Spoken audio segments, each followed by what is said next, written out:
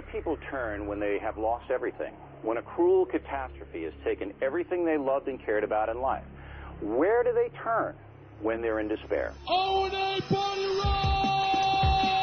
It's showtime, folks. It feels good. It's cool. We're brilliant broadcasters. I'm thrilled. I'm excited. I'm ecstatic. Very respectful. Very nice. There is some shenanigans going on. It just feels right. They're like two puzzles. We want perfect questions. We want some laughs. Some thoughts being provoked and thrown back and forth. I don't like flaky. I like cakey. I want to hug a cute dog. How fake was that? The name of this radio show should be The Happy Idiot and the Sullen Douche. Two total dorks. Am I listening to a radio show? Two DJs and a tranny lover. That's what this program is about, mister. Only creeps listen to this program. Yo, boys, what's happening, man? Turn your fucking radio down! Anyone around here ever smell my ass? It's lovely. Anthony. Come on, we're going to tell you how to get chicks. I'm Jim Norton, and I'm a horribly boring person.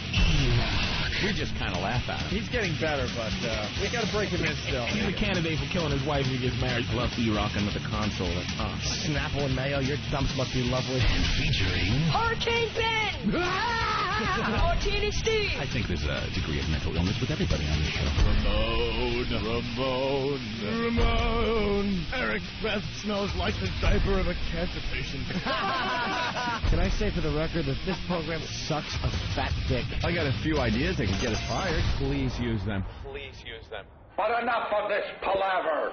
Let's get the show on the road.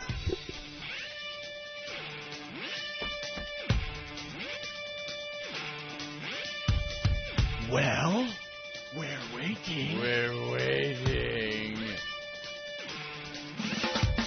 Where are you, boys? Why are we doing a show? Quality fucking time, sweetheart. Ooh, that was low.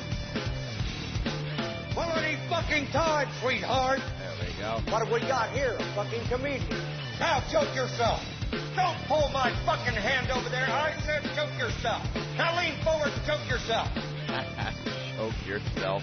I see the awful, terrible things in my life and turn it into something funny. You had best unfuck yourself or I will unscrew your head and shut down your neck.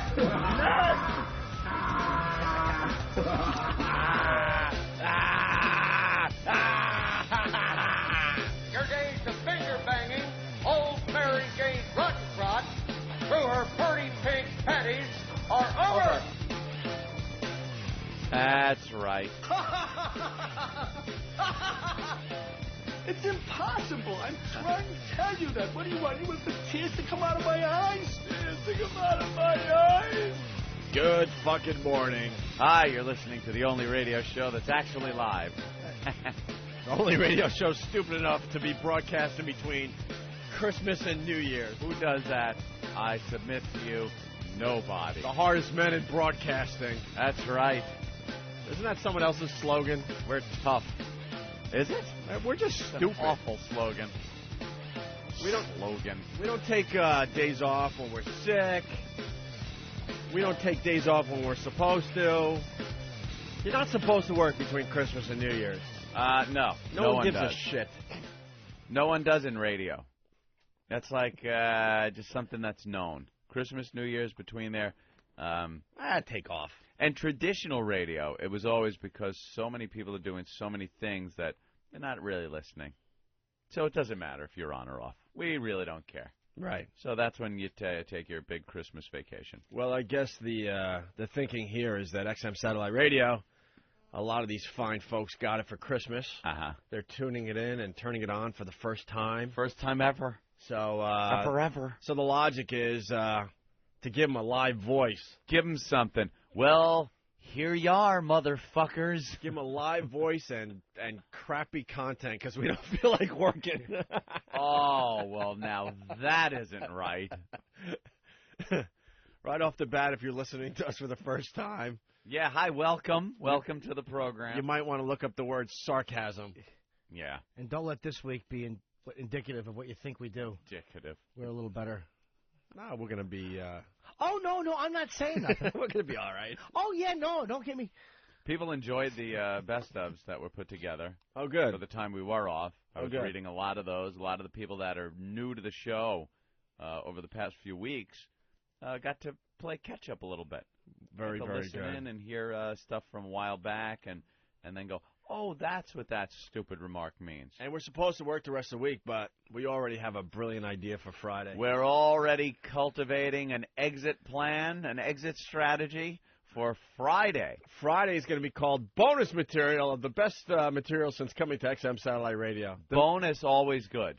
The material we wanted to play during the big 12-hour special that happened over the weekend. It's going to happen this weekend as well, but we just ran out of time. Yeah. Like we didn't get to Blind Krista and other fine bits. So it'll be bonus material. On Friday, I'm thinking, yeah. No, this is the material that the bosses said we couldn't play. Yeah, man. Man. That's right, man. We're tough, man. Fuck the boss, man. You know what I call him, man? The man. Speaking of the boss, we're going to give him an opportunity to give us the day off Friday before we tell him that we're taking the day off. Give him the opportunity. So, Eric Logan. What a set of nuts. Eric Logan, I want you to call within the next hour would be nice. And I want you to offer us the day off Friday because we had such a great year for your fine company. Guys, could you please just take the day off? I think it would be much better if you showed some more authority and gave us the day off instead of me giving you a call later today and saying we're taking the day off. Yeah. We're having a sick-in or sick-out. Is that what that is when everybody calls in sick? Yes. I wouldn't know. Or I've worked sick a out. job in 15 years. They call it. There it is. Having a little trouble with my headphones. Sometimes the right one just goes out on me. Ooh. And I got to jack the jack, as they say. Jack the Jack. All right. How was everyone's Christmas? Mine How was was lovely. Your Christmas, Opie? I spent Christmas in Philly. Christmas in Philly. It was that sounds wonderful. nice. Philadelphia becoming my second hometown. Is it? I'm going to be down there this weekend for Jim Norton's show at Tower Theater. I won't be. But Ed, you're supposed to. I know. Am I? But I have this weekend? But I have a seat. We're all getting hotel rooms. We're going to have steak dinner after Jim Norton's show. It's going to be a whole extravaganza down there in Philly. If I come, can I do a bow? I'd love like you I to. did on your HBO special? I'd love something less masculine if you could possibly swing that. Maybe a curtsy. That'll involve sucking another man's dick then because I had a aggy little bow. I had a great Christmas besides being dry humped by an uncle. Ooh, your own or somebody else's? No, I think it would have been all right if it was my own uncle. Really? Yeah, I guess. I don't know. Again. Quite an awkward scene at the old Christmas dinner. Yeah, huh? Hanging out at a house where I don't know many people, and I'm at the buffet line, and an uncle decided that, I don't know, I'm so famous or something. There was some fame thing going on throughout the whole house while I was there. Was this the first other person's family's Christmas thing you were doing? The first other's family Christmas thing. What? Like, don't you usually spend Christmas with your own family? Oh, yeah. The first one? Oh, yeah. Oh, absolutely, yeah. Yeah, that's always an odd little thing, the first one. And I was at the buffet, and next thing I know, I feel two man hands grabbing my hips, and then I'm like, is this really happening? Am I being dry humped by an uncle I barely know? It's a tradition. Festivus. And then I looked around the room, and everyone was like horrified, to say the least. It wasn't funny on any level. People were like, oh my God, what the hell is going on? Were they all embarrassed and big uncomfortable? Time. Big fucking time. Did they look at you strangely when you threw down your plate and grabbed the table and pushed back? Just wiggle your ass. I learned that from Get Jimmy. it tight. I learned that from you, Jimmy. What? It's not gay if you don't push back. Absolutely. Right. You were a victim, not a faggot. That's right. If you don't push back, it's not gay. So that was my Christmas. Hey, dinner. Merry Christmas. Yeah, Merry That was Christmas a to everybody. Was anything said to this gentleman? Like, get your dick away from my ass? I must really like someone, let's just put it that way, because out of respect for many, many people, I showed major restraint. Let's just put it that way. Did you turn around and really getting into it? I don't know how to quit you. Yeah. I showed major restraint. Brokeback Buffet? Is that what you were at there, Opie? I mean, everyone can relate to the Humping? No. No. Everyone can relate to that one family member that just is out of control. A little too far. Yeah. Yeah. And there was a lot of apologizing going the next day and stuff, and I'm like, you know what? Every family has one. Don't think your family is any different than anyone else's. I got the same jerks in my family, you know? Yeah. He was going for the big laugh. I cursed out an aunt one Christmas, and, yeah, I mean, everyone has it. We got a jerk drought in my family. Really? Yeah, we're like at that in-between phase where I could see some young up-and-coming jerks, but the older jerks have moved on or died or something, you know? So we got like a jerk drought. There's no real scenes at Christmas anymore. It's just kind of everyone hanging out talking. It's a little disappointing. A little boring. I miss the asshole. A little boring, right? Yeah. But it was a great Christmas. I had a lot of fun down there in Philly. I went to Christmas Mass. The first time I've done that, and that might be the first time ever now that I think about it. I'm not sure, but I think that might be the first time I went to Mass on Christmas. The only time I did that was for, a chick. Yeah, and it was very entertaining because the priest was Vietnamese with a French accent. What? And I guess he was a prisoner in Vietnam. I mean, this guy was hard. Jesus. And then he said something like, I got the back history on this guy. So supposedly he said if he ever gets out of here alive, out of prison in Vietnam or whatever, that he would become a priest. So and wow, yeah, I was a priest. You got to at that point. And I got a new god because throughout the whole Mass we were praying to someone called Lloyd and Jesus Christ. Lloyd Jesus Christ? Yeah, so Lloyd Jesus Christ is my new savior. You couldn't say his... Coming soon, my brother will be designing a Lloyd Jesus Christ T-shirt. Lloyd Jesus Christ. Is that... He just couldn't say it. No, we were praying to Lloyd. That is We were praying to Lloyd Jesus Christ. Jeez. This, we got a little audio of the Mass. Oh, Nathaniel, thanks for helping me out. Hả? Ông không phải là Việt Cộng. Ở đây không có là Việt Cộng không biết không? Cũng không phải là Việt Cộng. Ở đây không có là Việt Cộng không biết không? Tại sao vậy hả? Sao các ông gà của tôi ung mà? Chứ ông đến đây giết heo, giết gà phải không? That ended poorly. Oops. I don't think that's the way it should have gone. Oops. Dump gook, shut up. That would have been funny if you just yelled out from the back. It's Christ, you fucking foreigner. That's how we say it here. Everybody was looking around going, did he just say Lloyd Jesus Christ? Lloyd Jesus Christ? Because obviously the church was filled with a bunch of people like myself that barely go.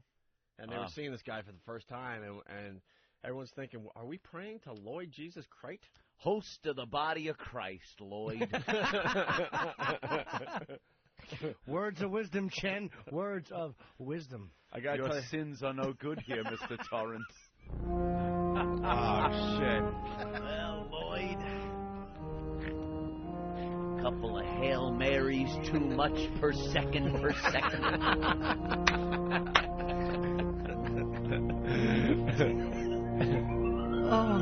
Yeah, Lloyd, huh? Lloyd Jesus Christ.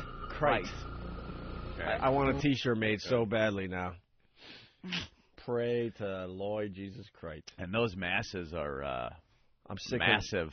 I'm sick of the elbow humor I get when I go to church now. Oh. Yeah, I go from time to time. Hey, gonna burn through the pew? Well, this time it was a coincidence, but there was helicopters kind of hovering around the church. Why is that? And then all of a sudden, obviously, someone had to elbow me and go, "Oh, they're here for you." Remember the St. Pat thing, You know, remember? that thing you Remember did. the thing at the church, and now you're in a church? Shut up. Shut up. No one cares anymore. Did they do the Stations of the Cross? I don't know. Oh, What's man, that? That's something I used to go to. What's the Stations of the Cross? It's a thing where the priest goes around and there's the Stations of the Cross, various scenarios up on the wall of Jesus taking the cross as he was, crucified and things like that. And he goes and says a few words, and each time, and it's just like you're looking around the room and going, "There's a lot of stations." And he's on number 2. And you just look and go, I like to believe in some higher spirit, something like that. religion. I'm not going to knock it or anything, whatever. But church is the most boring place to be ever. Awful. I don't care if it's a wedding, a funeral, a mass, Christmas, just any Sunday.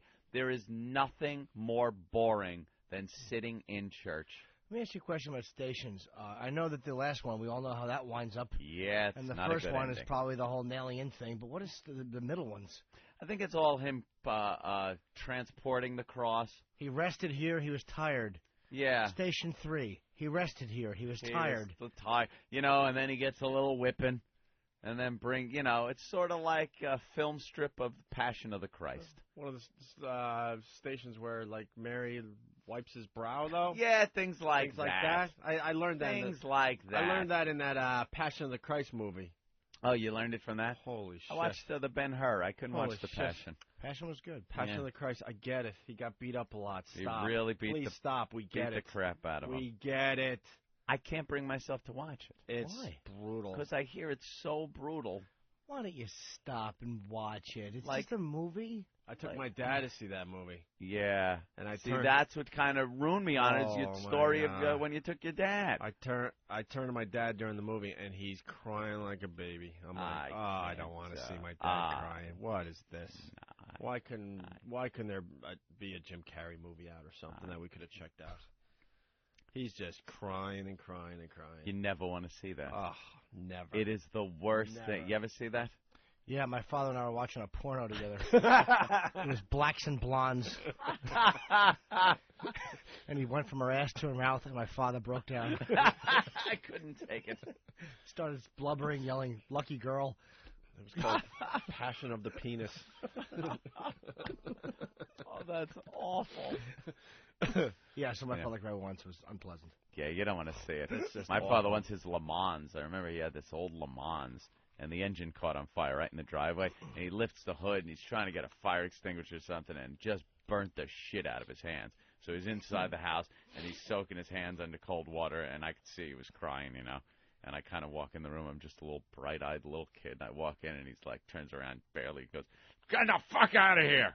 Like, didn't want me even in the room, So I was like, That's not as bad, it's all though. disturbing. That's a physical thing. Like, that's a hurt. Like, that's like a... Yeah, you're it's still bad, fucked though. up. You don't want to see that. You don't, but You want to see emotional him. is worse. You want to see him with stumps, burnt stump hands, going, well, what are you gonna do, son? Right?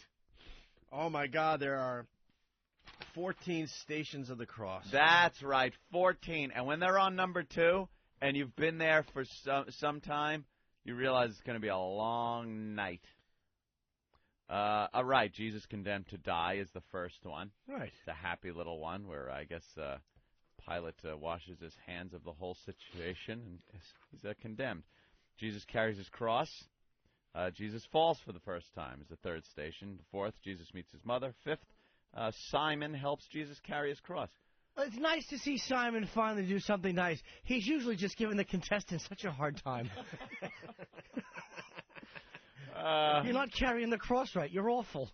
I wish I could do a better Simon. I'm an awful impersonator. Sixth is Veronica wiping Jesus' face. Ooh. Seventh station. Wait, all right. Who the hell's Veronica?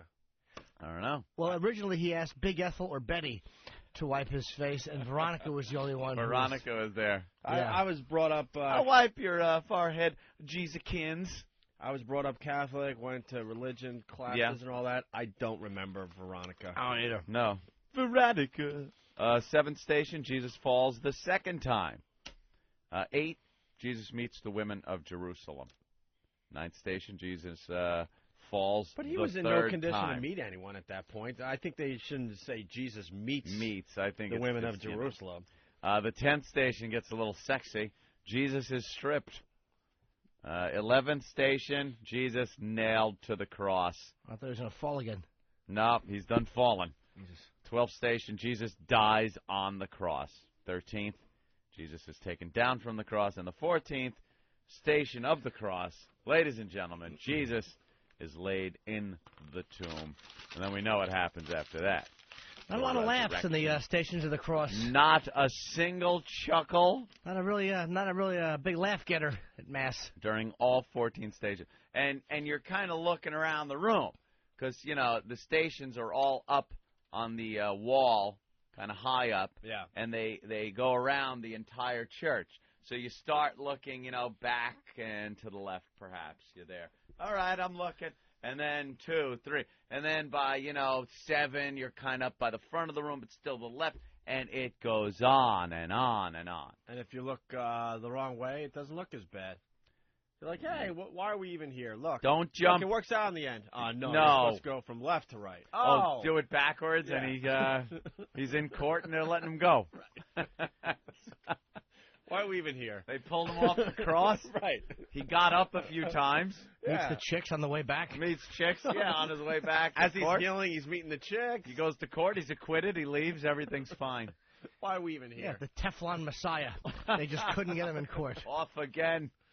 And they don't talk in regular person language. And then he said to the Philistines, all right, what did he say? Could he speak normal? All right, why don't we play Craig Christ? I'm just a Jew looking for... You ever go over my cross again, you Jew motherfucker? Let's do a little Craig Christ, and when we get back, we got to find out about Jimmy's Christmas. It's very interesting. And we got to find out about Anthony's Christmas, and, of course, Christmas dinner with Pat from Menaki. It was a big event on Christmas Day. And I heard it had a perfect ending. It had a pat ending. A pat ending? Perfect pat ending. All right, we go to a quick break with Stephen Lynch doing Craig Christ. It's Jesus' brother, yes.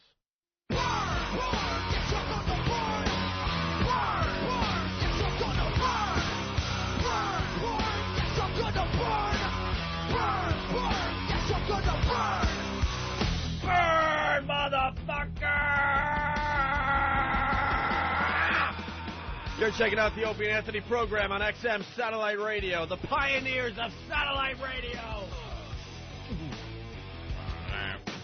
We just do. We just do the show. We just do and do and do. It's all we do. That's right. Still waiting for Eric Logan to give us a call. A quick call. I know he's busy this time of year. Quick call to give us the day off Friday, so we don't have to tell him that we are taking Friday off. That's what we do. We give you a chance to make you look like a boss. It's his chance to make it look like he was the one that came up with the idea. That's right. And then he could get email from all our pests saying, wow, I want to thank you for giving Opie and Anthony the one of the last days of the year off.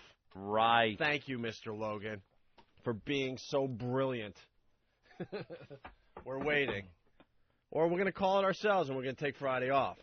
And then, he looks a little bad, I think. Then he looks bad, because then it looks like the animals is running the zoo. And we're going to have amnesia when you call. You're just going to call, and I'm going to be like, wow, Eric Logan's on the line. Why is he calling in? That's weird. And then he's going to go, guys, I got a great idea. I want to give you the day off Friday. And then we're going to be like, thank you, Mr. Logan. Thank you. What an unexpected surprise. What a great gift. Who chews on these fucking pens? Who fucking chews on pens in a studio? This is disgusting. Who would chew on a pen that everybody else handles? You're kidding, right? Who's the pen chewer? That's awful. Who doesn't chew on pens? The gossipy guys know everything. They're pointing in there. Who is it? Oh, they finally got something on Derek? Oh, Derek. my God. That's kind of strange. I thought Derek was perfect. He doesn't even chew on them. He just puts them in his ass and tightens it. Fucking creep.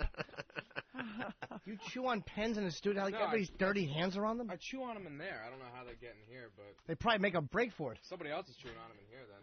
So. No, I'm sure they're the same pens, and they just kind of get rotated around. I'm not a big pen chewer, though, but I've chewed a few pens, but never a lot. Yeah, I chew them on in there all the time. So. You ever have one explode, like...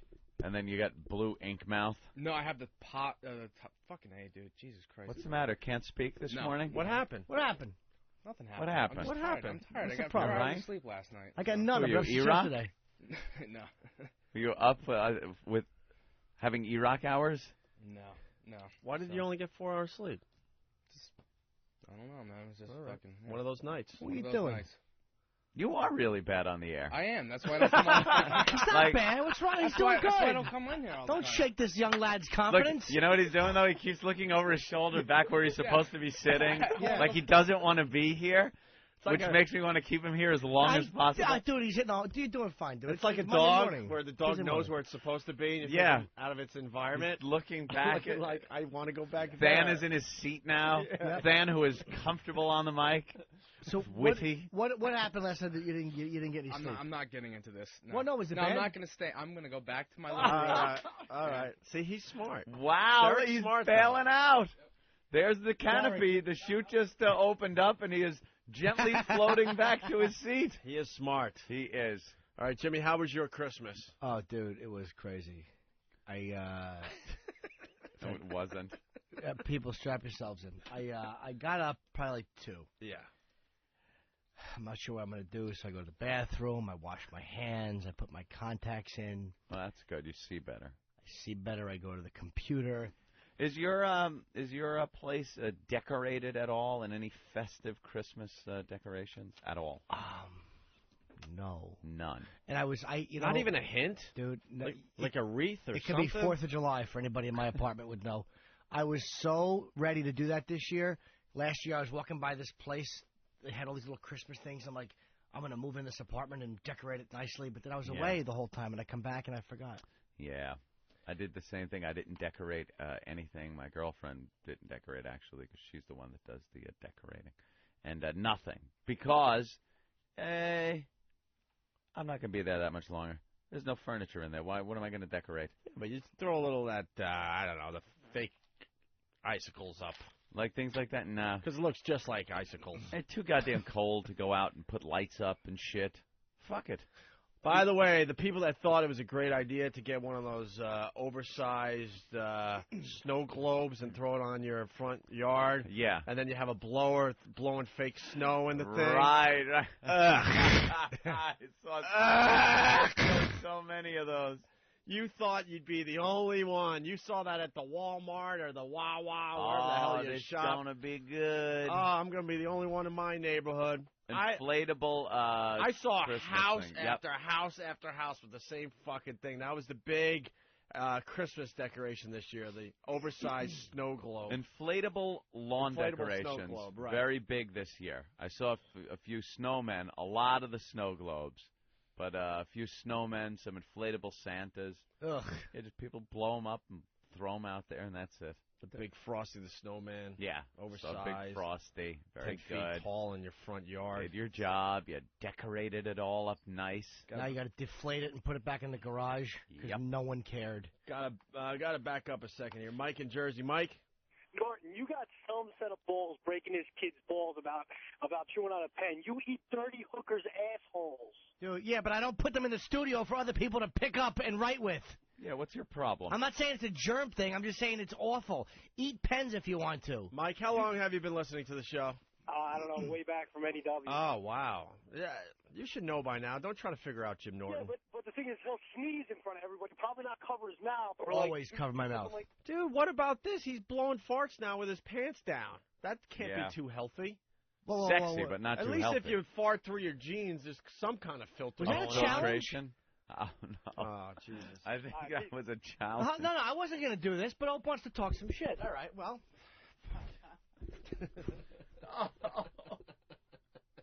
God damn it, I can't. You came so close to shitting You're your going pants. to shit on the microphone, aren't you? Let's just say the worm took a little look out of the old apple. Because I blew two in that stupid studio right next to us. Turtle was looking around, seeing if it's safe to come out. Jimmy's ass all the time on cam. People love looking at your ass. Of on course the they camera, do. It's by the way. adorable. Where the camera's positioned in a way where when you do that, your ass is front and center. We got to say hi to everybody that's checking out the Pal Talk today. On Pal Talk. Good morning, everybody on Pal Talk. Good morning. Waving. I got a couple of girls up there for you, Jimmy. That's all. Who are couple they? of well, there's Lucci, Oh, okay. and then there's what is that? Lil on Cam, Oh, okay. and they're both heavy smokers, I think. Lucci likes to show her boobs. Yeah. She loves showing her boobs. Oh, and there she goes. Wow. Thank you. Good morning, Mr. Breakfast. Oh, wait, the other girl. Oh, yeah, look at that. Boobs now. Fantastic. Nice. Bless you, bless you. There you go. Yeah, There that's you good. go. Hey, by the way, did we get? We got to get Eric on camera. Are you on camera? Do they see you? No, we got to get another camera angle going from up on above your head, and that'll take care of it. I want like Desi Arnaz, the 3-camera shoot genius. Wait, why does Jimmy want E-Rock on camera? I just wanted, because we were teasing his haircut last week, and he comes back with the new improved Amon Gert from Schindler's List look. You should be randomly shooting Jews with that awful hairdo. It's fucking horrendous.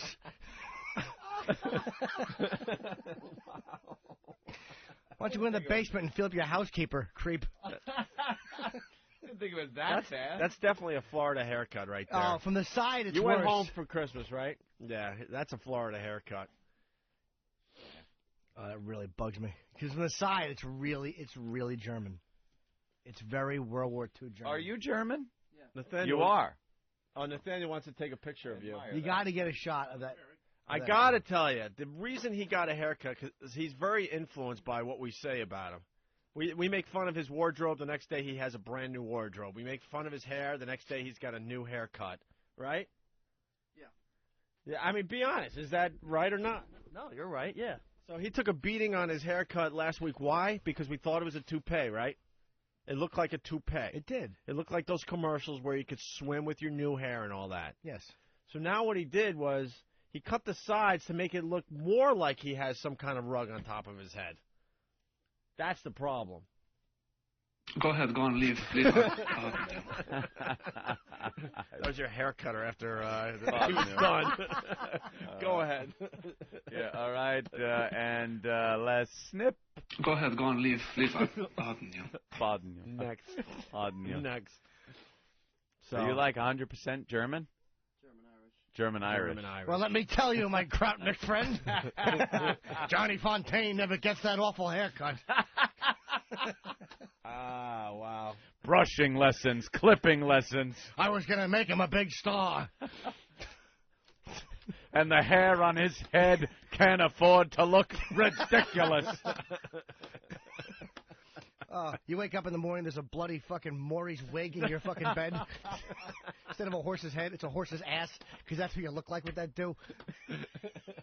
You know by Friday he's going to be completely shaved down again. I'm trying to help Hawk. I think that'll look good with that old World War II Nazi helmet on. It really is. It's like you got a tarantula on the top of your head. That fucking haircut should come with an apartment in Austria for the 50s. With an assumed name to get into the States. Zell, the White Angel! All right, wow. Is it safe? Welcome back, E-Rock. You and your hair. How was your Christmas there, Anthony? Oh, wonderful. Were you done with your Christmas, Jimmy? Nothing? I didn't Jimmy open did one nothing. present. I didn't see one person except until I went to You the didn't go see your dinner. family or anything Nah, like I that? talked to them. I'm going to see them. I'm going to bring them out to LA. And you had no gift to open up? None. Are you kidding? No. That's okay. It's my own design. I didn't buy any either. Yeah. Oh, you didn't get anybody? I'm going to buy anything some either? today. My family. I went the American Express gift card route, whatever you want to say. And I'm noticing, or I did notice anyway, a lot of gift cards this year by the entire family. Like Christmas Eve, my family does Well, the news did a Christmas Eve. report. They said gift cards were just massive this year. And massive. People have reached a point where it's convenient. It's not like the old gift certificate to some cheesy place. You could get American Express gift cards or other gift cards that are good in multiple places. You go, you use it like a credit card. It looks like a credit card. You go there, you use it like a credit card, and it's however much money you have on it. Where do you get them? AmericanExpress.com is where I got mine. Ooh. And, they get delivered to your house. You throw them in some cards and hand them out. And that's what I did. The most work I did was on Photoshop. I made something that I could print on the envelopes with everyone's name with a little shadowing and some nice festive colors and stuff, and printed out a bunch of envelopes. Why the look of disgust, Jimmy? I don't know. I was in the Christmas spirit. Sounds like it. And that's what I gave out. Next year, I'm just going to do some wheeling and dealing. You're What going do to you give me mean? a gift card. I'm going to give you a gift card. Are we Same square? amount. We're good? We're Yeah. good. Okay, let's not worry about each other. How about me and you? Me and you? You're going to give me a gift card? I'm going to... Okay, we're done, right? That's it. That's it. Done, right? And then all I have to do is buy a gift for my mom, and I'm good to go. Then we had a big controversy over my mom's gift because my mother, for some reason, does not want to leave the 1800s. The digital to her is some evil thing. I talk to her all the time about things like the Internet Movie Database, IMDb.com. You go there if you want to find out anything about movies. My mother, one of the biggest movie buffs ever, loves going to the movies, loves old movies, new movies, just loves it. And I tell her about IMDb because there's constantly times where you go, who the fuck was the actor that was in that movie? IMDb, you got the answer in a second. She insists, and every year she gets it, the big, thick Leonard Maltin book of movies. Like you're going through this big encyclopedia of movies to find answers and trying to cross-reference things. When you could just pop it on because she will not get a computer. We have tried getting her a computer. Maybe she reads it on the bowl. Well, you know, a laptop fits there in the bathroom. Let me tell you. I don't think she reads it on the bowl, and I don't want that image conjured up I'm either. only saying, play Jimmy, devil's advocate. Why thank would you you want very a much. big book? Sometimes I spend hours on the bowl. I like a big, thick book to peruse. A lot of people may do that. That's not out of the realm. I could read my phone on the book. It's very handy. I can read my phone on the bowl. On the bowl, okay. On the book. All right, a flub. Mark No. it, I wasn't sure what you meant. You mean you said on the you bowl. read your phone. All right. Yeah. There's plenty of things to read on the bowl. And my mother isn't reading it on the bowl. Or was that? No. Did I? Yeah. I think you did. I don't know. I was talking about reading a phone. No, he said reading his phone. Yeah. I know, but I do read the never phone. mind. You can read the phone these days. That's what you do. All right. In this modern digital age that my mother is just not, she wants no part of. So years ago, we tried to even get her that, remember when Web TV was out? Yeah, It's like, look, it's on the TV, just so you can get a fucking email, so we can send you a picture or something. So it doesn't have to be put a photo in the mail with a stamp and mail it to her. She wants nothing to do with it. They tried getting her a digital camera a couple of years ago that plugs right into a docking station on the thing, and photos come out. Yeah, gotcha. No computer involved. No, I don't. Oh no, no. So this year, they got her a digital camera. She wants no part of it. So and I started a big controversy because me and my girlfriend got her a Canon 35mm camera. Got a regular film camera. And now that started because we didn't, to talk. It's like, oh, we got her a digital camera. Now she's not even going to use the digital one because the big controversy on the gift giving for Mom's camera. But that was about the biggest controversy. Aside from the present my brother gave me, which probably one of the best Christmas presents Wait, ever. before you go there. Yeah. So which camera is she going to use? So she looks at me and goes, I'm using the film camera. Of course. I totally undermined their attempt to get her up to speed. And really fast, because I have a thought before you move on. Yeah. Who else tried to buy their parents just a simple DVD player? No.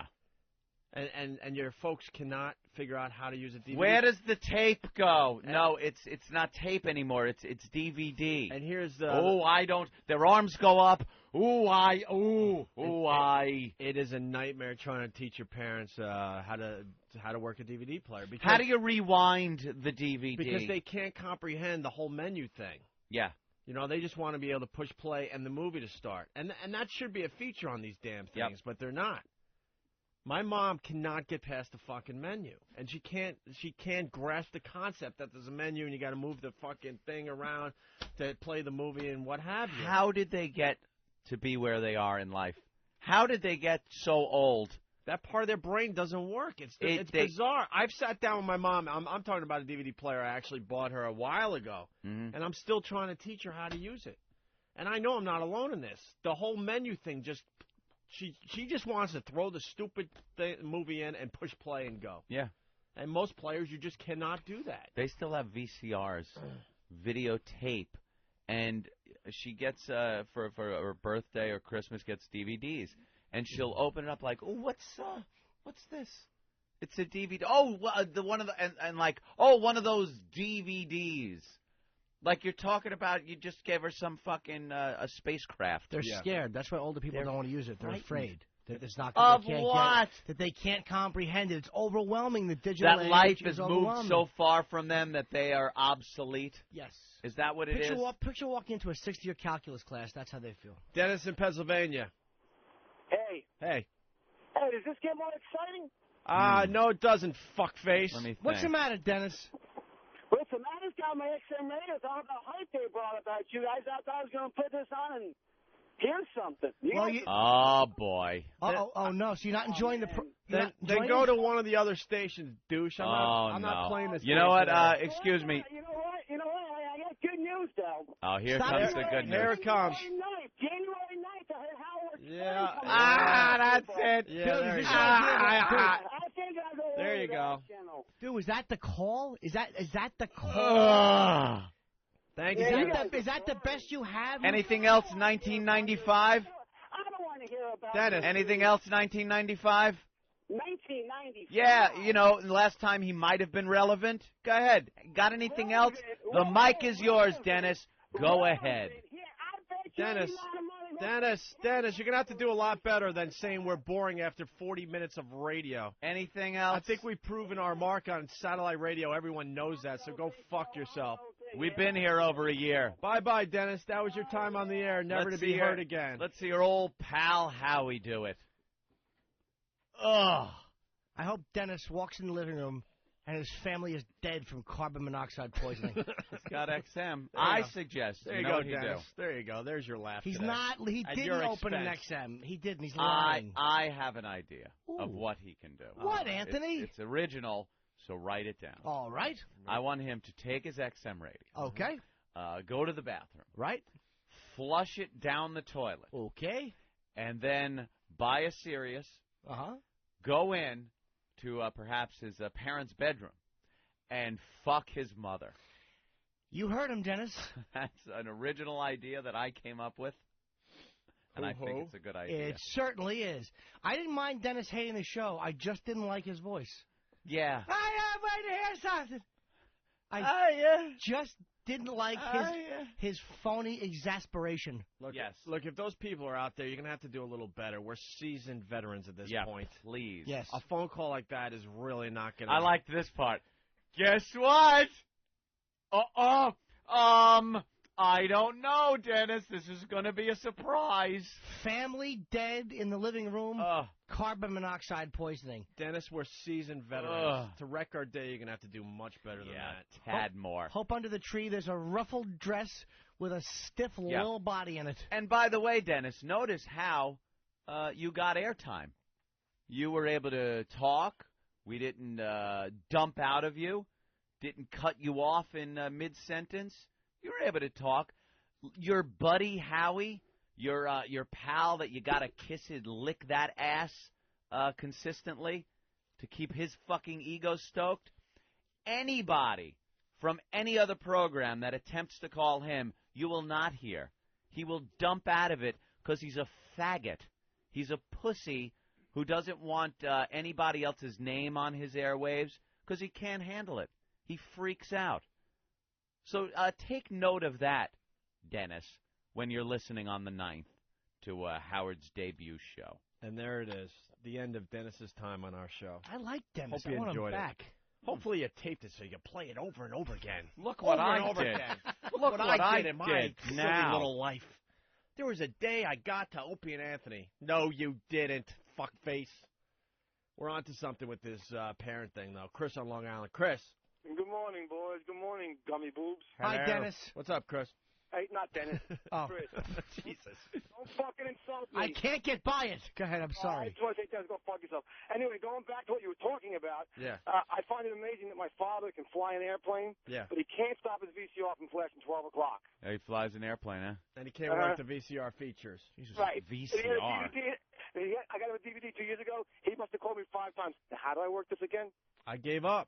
And my mom's no dummy, but she cannot grasp the whole DVD player with the menu and having to hit play here and then pausing, and she just doesn't get it. It's a fear of the overwhelming nature of the digital age. That's all it is. I didn't say that. Yeah. Dennis told me.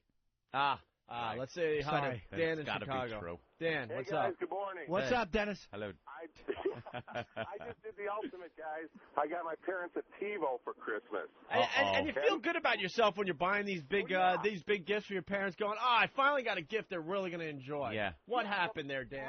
My mom is concerned that the neighbors are going to be upset when she hits pause. Because she's going to somehow control network television.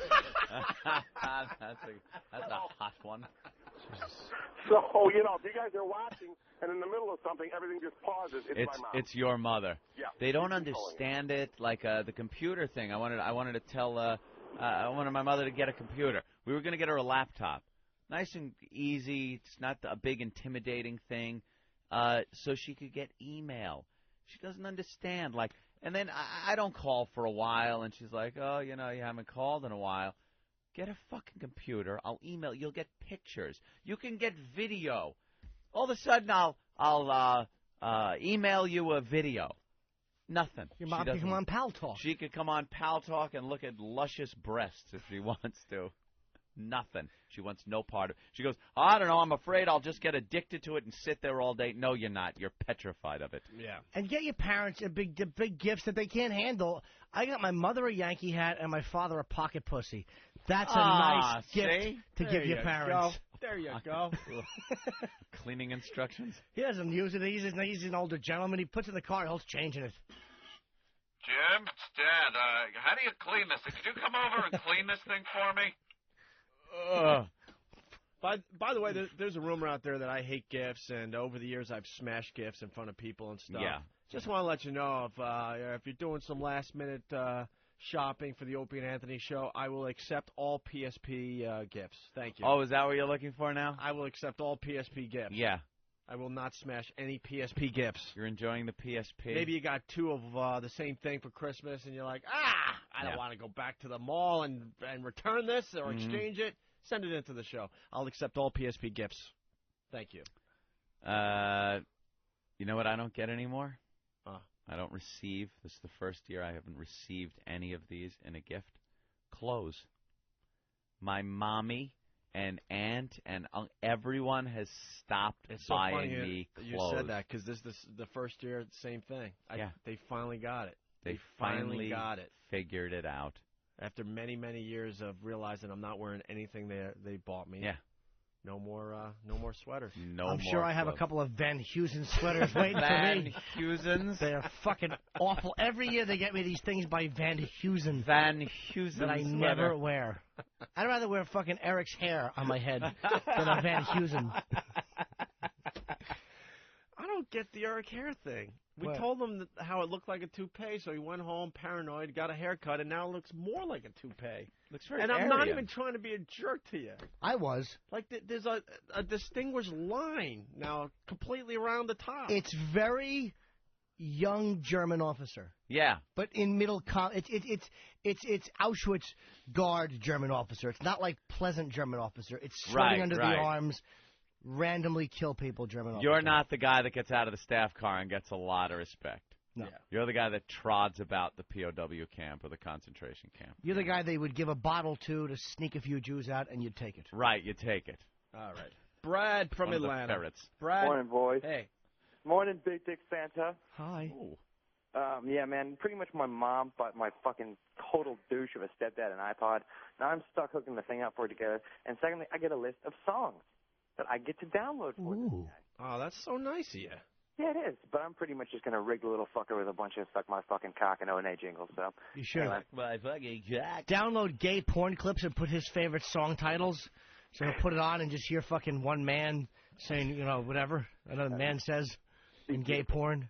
Whatever. I almost stepped into a bear trap there. Yes, you firing almost out did. quotes. Love you, boys. Punch out. An iPod is very rough to get for somebody. Yeah. That like an older person that has no clue. Yeah. Because then they have to learn how to download songs for it, and it's just a catastrophe. My parents asked for weird stuff. Like They do? Yeah, like my father asked for like the Harry Potter videos and some lubricant. It's not that weird. What a fucking Harry. The whole Harry Potter collection, some KY, That's it. He didn't know the name. He just said, "I want the movies with that Potter kid." Bring me films starring that Potter boy. All right, we're gonna take a quick break, and when we get back, we got to hear about Christmas dinner. You took some of the listeners out for Christmas dinner, including Pat from Moonachie. Pat from Moonachie. I want to hear all about it when we get back. Okay. A very Pat from Moonachie Christmas. And when we get back, we're gonna give Eric Logan just a few more minutes to call the show to give us Friday off before we tell him we're taking Friday off. We want him to look like a boss today. Yeah. So, Eric, after the break, call. We're going to make believe we have no idea why you're calling, and you're going to give us the day off. Okay? Because I think that's the right thing to do as a boss. Right. And then what we'll do is bonus material as far as the best shit we've done since coming to satellite radio. Oh, you're going to love it. And we'll do that on Friday. And then the big special we ran this past weekend, it's going to run again this weekend. Mm-hmm. But Friday could be a whole thing of stuff we didn't get to because we ran out of time. A medley. I call it bonus. Ooh. Do a little bonus material. All right? Right. Should we play anything going in a break? You got anything there? How about the best of Dennis? I'd love to hear him again. That guy was dangerous. That's going to be in a best of. He was good. Oh, yeah. I'll throw the challenge out there, too, to people like Dennis. If you want to get to us, you got to do a lot better than that. The guy presented nothing. We've been at this for a long time. A long time. And I, Anthony and I have been doing radio together for 12 years. If we sucked that bad, we wouldn't be doing it anymore. That's just a fact. They don't just allow guys to do radio. Hey, here you go. You guys suck, but what the hell? Let's give you a show for a decade. And if it was the mid-'90s and we had just started and he was at his peak, his prime, back when people used to listen and be, very dedicated to the program. I don't know. Might be a little scary. I don't know, 2006 coming around, getting a call from a Howie fan. It's a little old. Little old. Before we go to break, our boss is on the line. I wonder why he's on the line. Hey, boys. How are you? Everyone in CeeLo, how was your Christmas? It was good. My girls were sick, but other than that, I was all right. Aw. I know. What'd you get for Christmas? I got for Christmas, let's see, I got a jacket, I got clothes, I got the, card from my daughter. Aww. The standard stuff, the dad stuff, socks, underwear, what you normally get your father, I guess. Did you send out cards with the picture of the whole family? No, I did not do that. You didn't do that this year? No, not the whole family. Just sent out the cards with a photo of the kid. Aw, see, that's adorable. And what's funny? We actually my wife wrote out, Opie Hughes, Anthony Acumia, and then she went, no, we're not sending them to them because it's going to wind up on the air. So I've got yours. I would love a little picture of the little tyke. Little toddler, but right. It was fun. Anyway, and you forgot Jim Norton. Yes. Jimmy Norton, yes. Jimmy, you called me last night. It was late. I was dealing with sick kids, so I was going to call you this morning, so I'll call you off the air. I just wanted to talk dirty. It was nothing really. I hope she crossed Gary Glitter off the card list. Oh, we got Gary Glitter update today, by the way. Oh, boy. Yeah, Hey, guys, listen, I just wanted to tell you that I was listening over the weekend to the best of. I thought that was actually some really funny stuff. There was some stuff that I missed, and I listen a lot. And, yeah. And I was just thinking that this weekend that's coming up, since it's really kind of another holiday weekend, I think it'd be great if you guys maybe just kind of, I don't know, just put it back on, maybe put some new bits in there, and we could enjoy some of the great stuff, and you could take Friday off this Friday. What? I just think it'd be great. Like, wait. Take Friday off and play some. Play some of the. There were some best ofs, like just the Tourette's guy with the crisscross jumps on, which which didn't make this weekend. And Chris the Blind Girl didn't make the big end of year special. That's the stupidest idea I've ever heard. Why would we do that? Well, I think Jimmy, you should come live. You should host it live in person that weekend. Oh, there you go, Jim. You could Friday. come in. What is that? No, it's awful. I won't do it. We get paid for that? Only if we don't get paid. You don't get paid when you don't show up. Could you shut Jimmy's mic off, Opie? He's just mad that he didn't get the big Christmas gift. Oh. No. I have the Christmas gift. I just have no address because he was being a prick and wouldn't give it to me. No, what Christmas gift? Be honest, Eric. After we called you out on it, you ran to a mall last minute to get Jimmy a gift. No, that's not true. I know Don Wicklund called me up personally and asked me for my address and said he that called me up Elo personally, wants your too. address, and I promptly gave him my home address, not the studio address, and Opie's, and Lil Jimmy Norton. What happened? He never got the phone call from Don Wicklund. Yeah, I guess not. The old address call didn't come through. So when they finally asked later, I was like, I mean, it really didn't matter. I was hurt and lonely. I was like, you know what? Lonely. There's no, I can't guilt somebody into buying me a Christmas. And then we talked about it on the air, and I guarantee Eric Logan heard and went to his wife, damn it, Aaron, we got to go get Jimmy a I know, gift. I was trying to sneak one of the boys, and stupid Wicklund had to call while Norton was in the room. So no, I not that I was refusing to give up my address. I just felt I can't bogart somebody like that into. You don't want to be the middle partaking that. I get it. I can't do that. I understand. However, if it's a nice gift, we can overlook the little slight. Hey, Elo, you want to say hi to all the new XM listeners? We have a bunch of them, by the way. Yep. We have tons of them. I was setting up a couple radios Christmas morning, and I was thinking to myself, man, how many people are doing this right now? It's crazy. Hundreds of thousands. Hundreds of thousands of people setting up their radio between Christmas morning and New Year's. Yeah, it's we get this little report that kind of tells you how many people have activated their radios, and numbers are just mind-boggling since last Friday. Really? Yeah, it's just crazy. Each day it's in the it's huge. So it's great. Very good. Fantastic, my friend. That's fantastic, which is why I think Friday could be a day of just greatest hits. I think it'd be really good. That's very nice of you. So listen, I don't want you guys to jump to any conclusions. I want you to think about it, and you can call me back and let me know what you think. And that is why you are the boss, because we never would have thought of something like that. It's amazing. My question for you, which I won't get into completely on the air, but I was calling about, do you know people in General Motors? I do know some people, but I think I know people. I've gotten a door for people. Yes. He has. Jimmy's in the market for a new car. Well, I'm in the market for helping him. And I think you should get a GM car, yes. I actually am leaning towards a GM car, to be honest with you. Not that the other car makers They're all fine. Aren't fine. Isn't Saturn GM? I've always had good luck with my son. But you're fancier Jimmy, than Saturn. You call me, we can talk, as we'd like to, as Stalker Patty would say. Here's what I want. Now, I don't know how to describe this to a car dealer, but the minute the door opens and a girl sits in, I want her to go, do you own this? And when I go, yes, I want her to go, oh.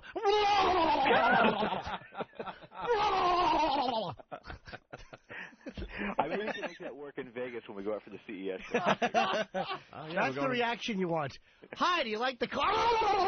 Why do they never show that in the showroom Absolutely. at the dealership? Holy crap. That is a big seller. We're going to be in Vegas in a week. Yes. Yeah, you're going to be in Vegas next week. Oh, my God. You want to sell caddies? Show a guy that looks like me being blown by a hot girl in a caddy. Believe me. Elo, you going to Vegas? I'll be there all week, boys. Nice. I want to sit at the card table with my friend Elo. Just like we did. It's our annual card game. Absolutely. Yeah, I got the little 21. Hey, Mike from North Carolina. This is pretty cool. Mike, you got the big boss on the line. Give him the good news. Mike from North Carolina. It's Ryan. I'm sorry about that. All right, go ahead. I activated 8 MiFis on Christmas Day because I bought everybody in my family one. 8 MiFis for the family. We love you. That is fantastic. And Great. 202 is the preset in my mom's, my dad's, and my grandfather's first preset.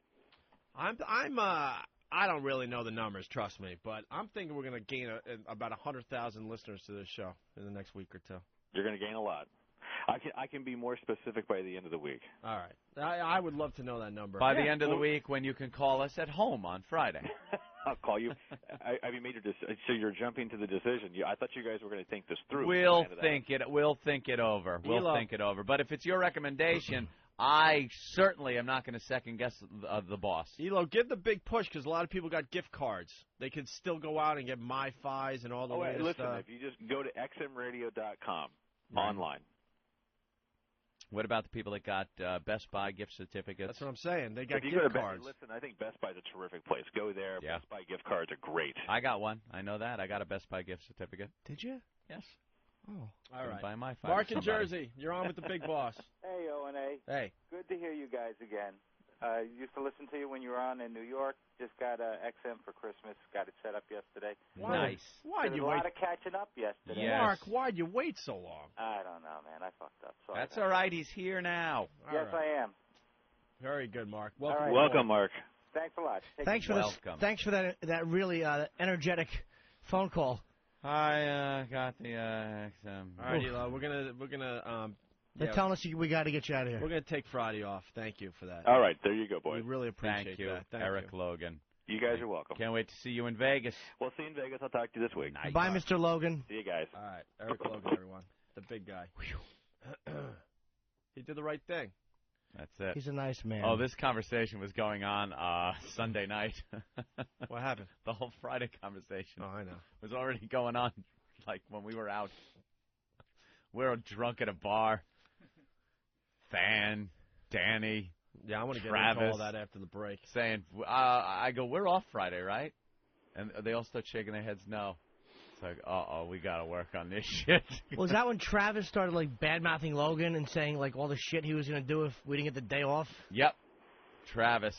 Yep. Take no chances here, but out in bars when he's got a few in him, forget about it. He's going to change the Critiques world. everybody. After a few buds, he's going to change the world. Mm-hmm. Hey, Roger in Alabama. Hey, man, I'd like to apologize to y'all right up front for leaving XM a couple months ago. Yep. I got pissed off with your buddies there on Ryan and Fence. I went to that stupid-ass program, Sirius, and I dumped that shit, and I came back home. So I want to apologize and ask for your forgiveness. No problem, brother. Well, what did you do with your Sirius unit? Oh, I ran over it, man, with my truck. I drive a big truck. And I believe it, because it's Alabama. They do that type of thing down there. Any damage to the front end of your vehicle, sir? Yeah, Do you have to get an alignment? Yeah, knocked it out of alignment. It busted the radiator. I need a new axle. Did you miss us? No, I didn't miss it. I feel so sorry for all the people that bought the hype, man. They are going to be so disappointed. Have fun. So fucking disappointed. Hey, I'll plug it. Man. And, January 9th. Have fun. Yeah, have fun January 9th. We're You're not, gonna, we're not scared of the big guy. Trust me on they're that. not telling people, man, is that the service sucks. You lose the reception. That's what I'm saying. That's why I feel bad for the people that are buying the hype. They have no idea what they're getting themselves into. All right, Roger, thank you. We got to go to Matt in Philly real fast before the break. Matt? Hey, good morning, boys. Hi, Matt. What do you got? Just want to say, Jimmy, I'm looking forward to seeing you on New Year's Eve. Thanks, buddy. My wife bought me tickets to your show, third row seats. I'm really looking forward to it. Thanks. And I just want to say how much of a professional you are to be working on your birthday. I got to have you. Well, you know, man, it's all about the show. It's not about me. There's no I in team. Am I right or wrong? Oh, You're right. Are you right or wrong? I'm fucking tired. I haven't slept. I'm still on Christmas high. All The right. season of giving. And I will be down there for your fine show at Tower Theater. You need to sell tickets still, Jimmy? Yes, me and Rich Voss and Colin Quinn will be performing New Year's Eve at the Tower Theater. You go to Ticketmaster, or I think Electric Factory. I have to get you a number because there's better tickets told me there. Colin Quinn came out. That's all you need to say. Yeah, Colin Quinn came out, but his fly was down for That's his a set. seller. Was that like a joke? No. Or he just... He's 58. I went down there at the end of that set, and he was just talking about how awful and old he was that his fly was open. And he was just so depressed. Yeah, I heard from a couple of people. It's like, I don't know, he's standing up there and his fly was open. All that's so great. Oh, I have a fine message from Colin I have to play for the folks, because he was a little rude to me at one point, and he fucking straightened right up and flies right now. He better. He fucking knows better. All right.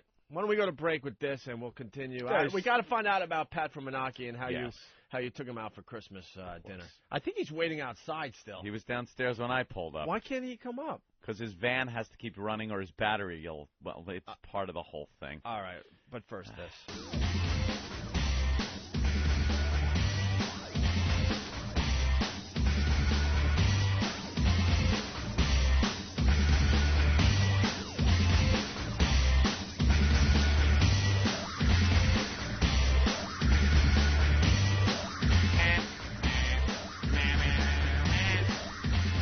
Can more people fit in that room?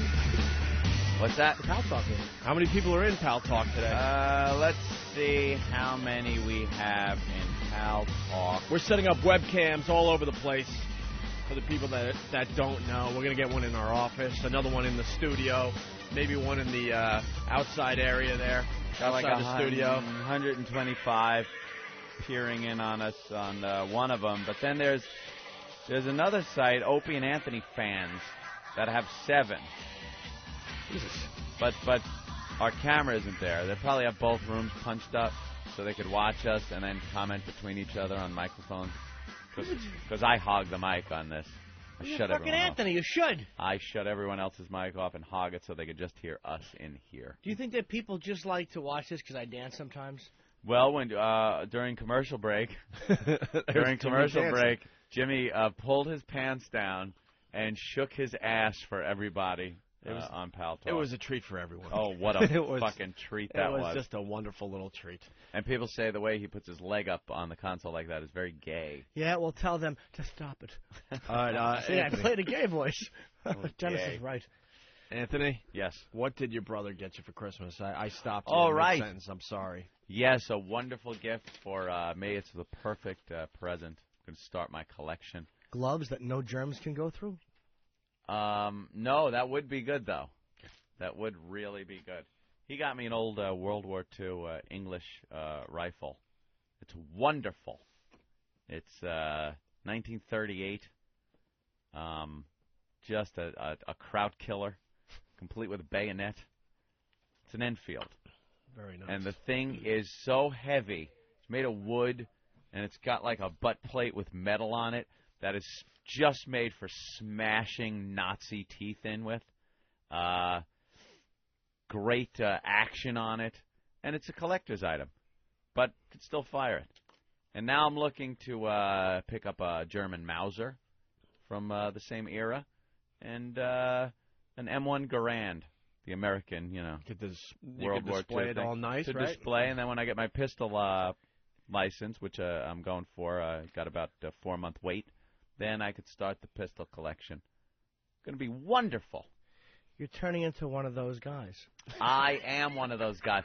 Because let me tell you another gift I got that I will cherish. Yeah. My uncle got me one of the banners, flags, that the SS used to have on the front of their staff cars. It's got the skull and the lightning bolts on it.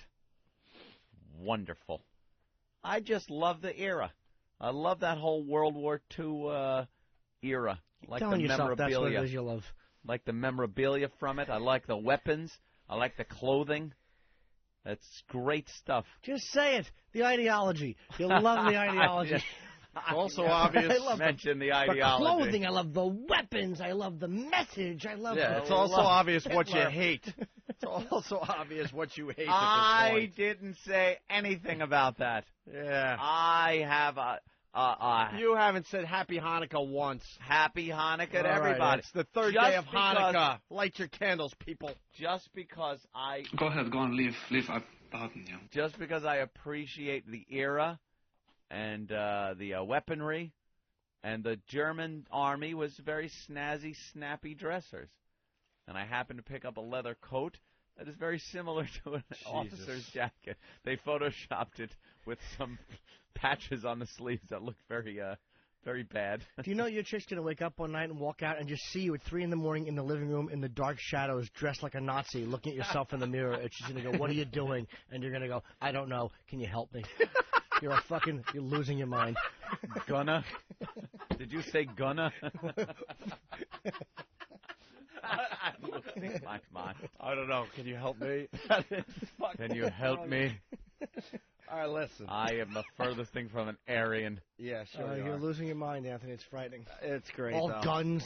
We'll ride it to the end, though, man. We'll be doing a show. He's not even going to know where he is anymore, but we'll continue. He'll be fucking barricaded inside his fucking house, firing at police officers, yelling, "Germ pigs! Germ pigs!"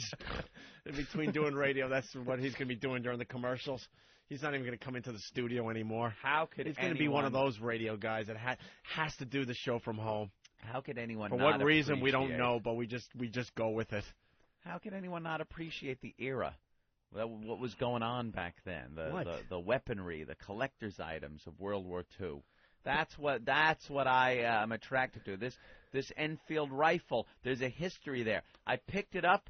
I put it to my shoulder and looked down the sight, and I was like, what was seen through this sight over the years? Back in 1939, 1940. Get yourself a looking glass. Why don't you get yourself a telescope and look at the stars and say, I wonder if anybody looked at the stars in the 40s? Or why don't you get yourself a book from that era? Get a kaleidoscope. Get a kaleidoscope. That's a lot safer for everyone. When I snapped that bayonet on, I was thinking, did anyone get run through with this thing? Was it used on some Nazi somewhere? How about baseball cards? Why don't you collect them? I did as a kid. Right, as I grow, my tastes in collectibles changed, and now it is World War II memorabilia. I want a German Mauser. I want an M1 Garand rifle. And then perhaps I'll delve into things like the old grease gun. The grease gun. What a noodle. Nazi. Let's go to Nate in Brooklyn. Nate? Hey, good morning, dude. Hi, Nate. Hey, Anthony, I was wondering, have you ever been in an Army-Navy store where the guy offered you a can of Zyklon B and then said, hey, you and me, we're really the same. I'm just like you, man. Just like you, man, you and me. That was Chef from Apocalypse Now, right? In Falling Down. Yeah. Absolutely. No. Take care, guys. See, anyone who appreciates that kind of thing gets kind of labeled, you know? Yeah. You get kind of labeled. Do you know that authentic Nazi flags are really amazingly well-made things? It's not just a flag like with printing on it. They're wonderfully embroidered things. I don't own any. I'm saying that right now. I don't own Nazi flags. I don't have the swastika and the eagle and the Iron Cross. Own none of that. But I've seen them in museums. And, you know, they're very. It's just a thing from that era that is wonderful to look at. Way to take lemons and make lemonade. Tell you one thing, 6 million dead, but, you know, all kidding aside, good craftsmen. I mean, what a high thread count that flag had. I am not downplaying the atrocities that took place during that era by many people, the Japanese, the Nazis. Our own internment of the Japanese civilians was looked at as an atrocity. Sure. I just see it as, hey, who knows what these people were up to? Yeah. Perhaps they ought to be watched. Absolutely. Let's go to Rob on Long Island. Rob, what's up? Hey, what's going on, guys? Hey, Rob. Yeah, Anthony sounds like he's about to turn in that guy from Falling Down. He's going to lead like Opie into the basement. Hey, me and you, we're the same guy. No, I'm not that guy. Punch it out, guys. Everybody hurts. You fuckers. Leave my car parked on the expressway. Just going to stop driving one day and just start walking. Just start walking. Why can't that be appreciated? Why can't the German army's materials be appreciated without the ideology even coming up? I deplore what they stood for, their actions against the Jewish people and many others. I look down upon it. That is an awful atrocity that was committed against many people, and nothing can ever make that a good thing. But I like their clothes. Sure, I'm glad you're saying that after you drop a tear watching Downfall. You know, when Hitler had to kill his dog, for those who didn't see Downfall, it was about Hitler in the bunker, and Anthony admitted dropping a tear for the old guy. I never dropped a tear. It just, for some reason, and I commented on that movie, Downfall, and said I didn't necessarily think this was a good thing. The movie was a German-made movie. Yes. It's got German it's subtitled. You got to watch it in the actual German. Don't watch it dubbed or anything. No, of course not. Watch it in its native German tongue, and it's subtitled. It almost humanizes the man. You know, you see him testing out the cyanide capsules on that he's going to be using, and Ava is going to be using. He's got to kill his dogs, so he uses it on his dog.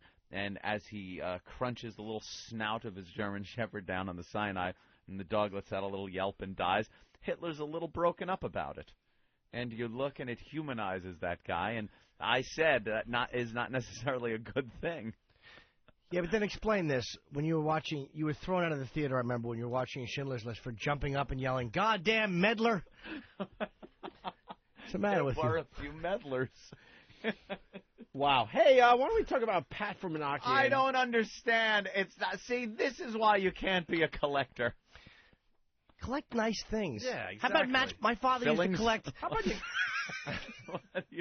you collect Hummels?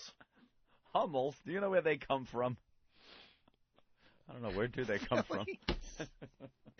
It's not like I have a lampshade collection at home. I don't. My father used to collect Lionel trains. That's a nice thing to collect when you're a lad. Exactly. How about some Matchbox cars? You make good money. There's some older, valuable ones. What's your favorite animal? Animal? Yeah. Not really Besides the eagle on that flag. The eagle is very... You know how people like have a favorite animal and then their whole house is taken over by like animal things? No. Like my mom. Somebody like if they like pigs. My mom. You nailed it. My mom likes pigs, so there's a lot of pigs. Whether they're stuffed, ceramic, old banks, pigs. And when she gets a new pig, is it like a big thing? Of like, course look what I found. This is a 1953 steel bank pig. That's right. My father likes unicorns. So there must be a lot of unicorns around the house. I was just kidding. I just wanted to say something really awful. I like World War II memorabilia. I like Jap stuff, German stuff. I like Nazi memorabilia. I like American World War II memorabilia. I like their gear. I'd like an old World War II field radio. That's another thing I'm looking for my collection. Things like that. It's not just like sitting around with a big Nazi flag on the wall, shaving my head, wearing Doc Martens, looking to stomp some faggots. Let's go to... Those are for the weekends. Let's go to Joe in North Carolina. Joe! Hey, what's up, guys? Hey. Happy birthday, Jimmy. Thanks, buddy. Hi. And Anthony, what the fuck happened to you? What?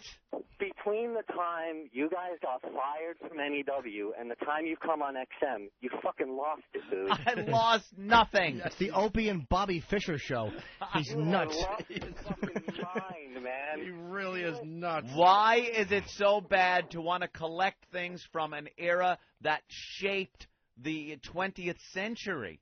Dude, you went from happy, fun-loving impression Anthony to let me carry my guns and shoot everybody, Anthony. I said nothing about shooting everybody. And the weapons that I'm collecting are indeed collectibles. It's amazing how that home invasion game is so close to Anthony's real life. It's not. They're going to have to add in a few new weapons, though, yes. Well, a few maybe. A bayonet, maybe? The possibly? bayonet part of the game. Mexican skull, that works. Asshead. We'll work I on am that. not. It is. People look at it differently. Yes, they do. They look at it like, no, I am not the apt pupil, you son of a bitch. I collect baseball cards. You collect guns. Hey, to each their own. There you go. All right. Why don't we move on to your Christmas dinner with Pat from Yes. Moonachie? Pat from Moonachie. Well, I don't know. What was it? Thanksgiving, I guess? Good morning, Pat, by the way. He's on the line. Hey, Pat. How are you? Hi, guys. Hi, guys. We had Pat in around Thanksgiving at some point, and we asked him what he was going to be doing for Thanksgiving, and his answer was Boston Market and his chair at home in front of the television. That was it. That got us into talking about his family, why he wasn't spending Thanksgiving with his family. He has no family. His mother seems to have died right after he graduated from high school. His father left the family when he was about 6 months old. Tragic story, not much of a family. He has Thanks a for the sister. recap. He has a sister and a brother-in-law who seem to have disowned him because of something. The sister still keeps in touch, but the brother-in-law is trying to keep the sister from having any contact with him. It's very, I don't know, there's something going on. Some misunderstanding surrounding a crib. Yeah, I'm sure it's something awful that he hasn't talked about. So hearing this, I just decided my family does something on Christmas Eve. That's the big day. Christmas Day, we usually would just wind up sitting around the house doing nothing. Yeah. So I figured, let's get Pat from Moonachie. Me and my girlfriend, we'll get Pat from Moonachie, go out to a restaurant, and just have a Christmas dinner with Pat. Then a couple of other people found out because, we mentioned this on the air. And either by inviting themselves or through invitations through third and fourth parties, other people turned up. There was supposed to be 30 people at this event. 17 or so showed up. So last night, or was it the night before last? What, do you invite my father? It's like Sunday. Yeah, Sunday night, Christmas. we went to, what was the name of the place? Provence. It's Frenchie's brother's restaurant. Frenchie was in California. He couldn't make it, but he had a huge fight with his brother about something. I just picture two French chefs throwing cookware at each other, because that seems to be what the fight was all about. There was a fight, and since they're both French, they both ran away. Surrender. It is. And I wish I had this with me for that dinner we went to. Imagine. So there were a lot of message board people that were there. Some of my family showed up. My sister and Patrick showed up. Little Jimmy Norden was there. And Pat and some listeners, fans of the show. They were all there. Pat, pretty much center of the table, sitting there like it was a big dais. Everyone gathered around. Our own Than was there. Danny showed up. Travis was there. And we all had dinner. Big A. Big A. Big A was there. Yes. Here's what I had to do. Holy shit. Here's what I had to do. Yeah, Christmas with Big God. A. Well, he doesn't. He shows up everywhere. If there is something going on, he will be there. He looks like the Borg with that fucking digital camera attached to him all the time. Dude, pictures just snapping away like crazy. They wouldn't stop with the goddamn pictures. And Bam. Bam was there. With his fucking awful no-wrinkle slacks. Those slacks, throw those out. They're awful. Those fucking Docker no-wrinkle slacks, I almost couldn't eat. Really? It was that disgusting? Yeah, I was just watching him walk away with his fucking awful ass cheeks and those no-wrinkling pants, and they were bringing out rage. I know they don't. The restaurant doesn't have a satellite radio. So I would just say the service was Even awful. if they did have satellite radio, the service sucked my dick. The food was decent, and you didn't give a discount. Eat shit. Yeah. No. Stop going to Frenchie's Never restaurants. a discount between Frenchie and Fucking Frenchie's brother. Frenchie is They stupid don't restaurant. go for shit. When someone goes, I own a restaurant and I want you to come by and say hi, you would think. Of course. And it's not about, we make good money, but you still want to feel like you're a little special. So you go to Frenchie's restaurant, you think, all right, maybe he's going to give me a free dessert, a free hors d'oeuvre, a free appetizer, maybe a drink on the house. You're bringing about 20 people in there. You figure. Motherfucker, and I'm not the only one that has brought this up. Jay Moore has said it, and I think Anthony and other people. He doesn't give shit. Nothing. We had to get people. We had some champagne and some wine for the table and everything, and people were getting up to go to where the wine was and pouring it themselves because they had one server for our entire 20-person For the whole party. area, dude. For the whole area. All the tables back there, they had one. One person, and she was not very attentive. So she had a nice ass, but she was dumb. Yeah. When you go to my brother's restaurant, you're going to get some free shit. That's where we'll go for the next one. I forgot. There will not be a next. Well, Paisanos always says, come by. He hooks you up at least with a discount. Paisano. Yeah. Joey always takes care of the Opie and Anthony fans with just a little something. Little something. Paisanos for New Year's? Just for a sign of appreciation. Thank you for supporting us. We support the show.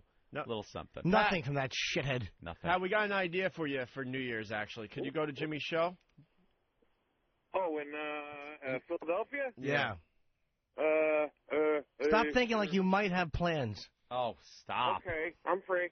We'll try to figure something out, but we got an idea have no for you. plans. Yeah. All right. For the big New Year's show with Jimmy down at the Tower Theater in Philly. Ooh. So we get there early. Me and my girlfriend get there early, so we can strategically pick out a seat. It's hilarious. Because I don't want to get stuck by some chatty Cathy who's just not going to shut up the whole time. Now, I didn't know exactly who was coming. There are some message board people there that are fine, that I enjoy sitting and talking to, that are fine and dandy. Stingray? Stingray is a great guy. I love sitting there chatting with Stingray. He's a good guy.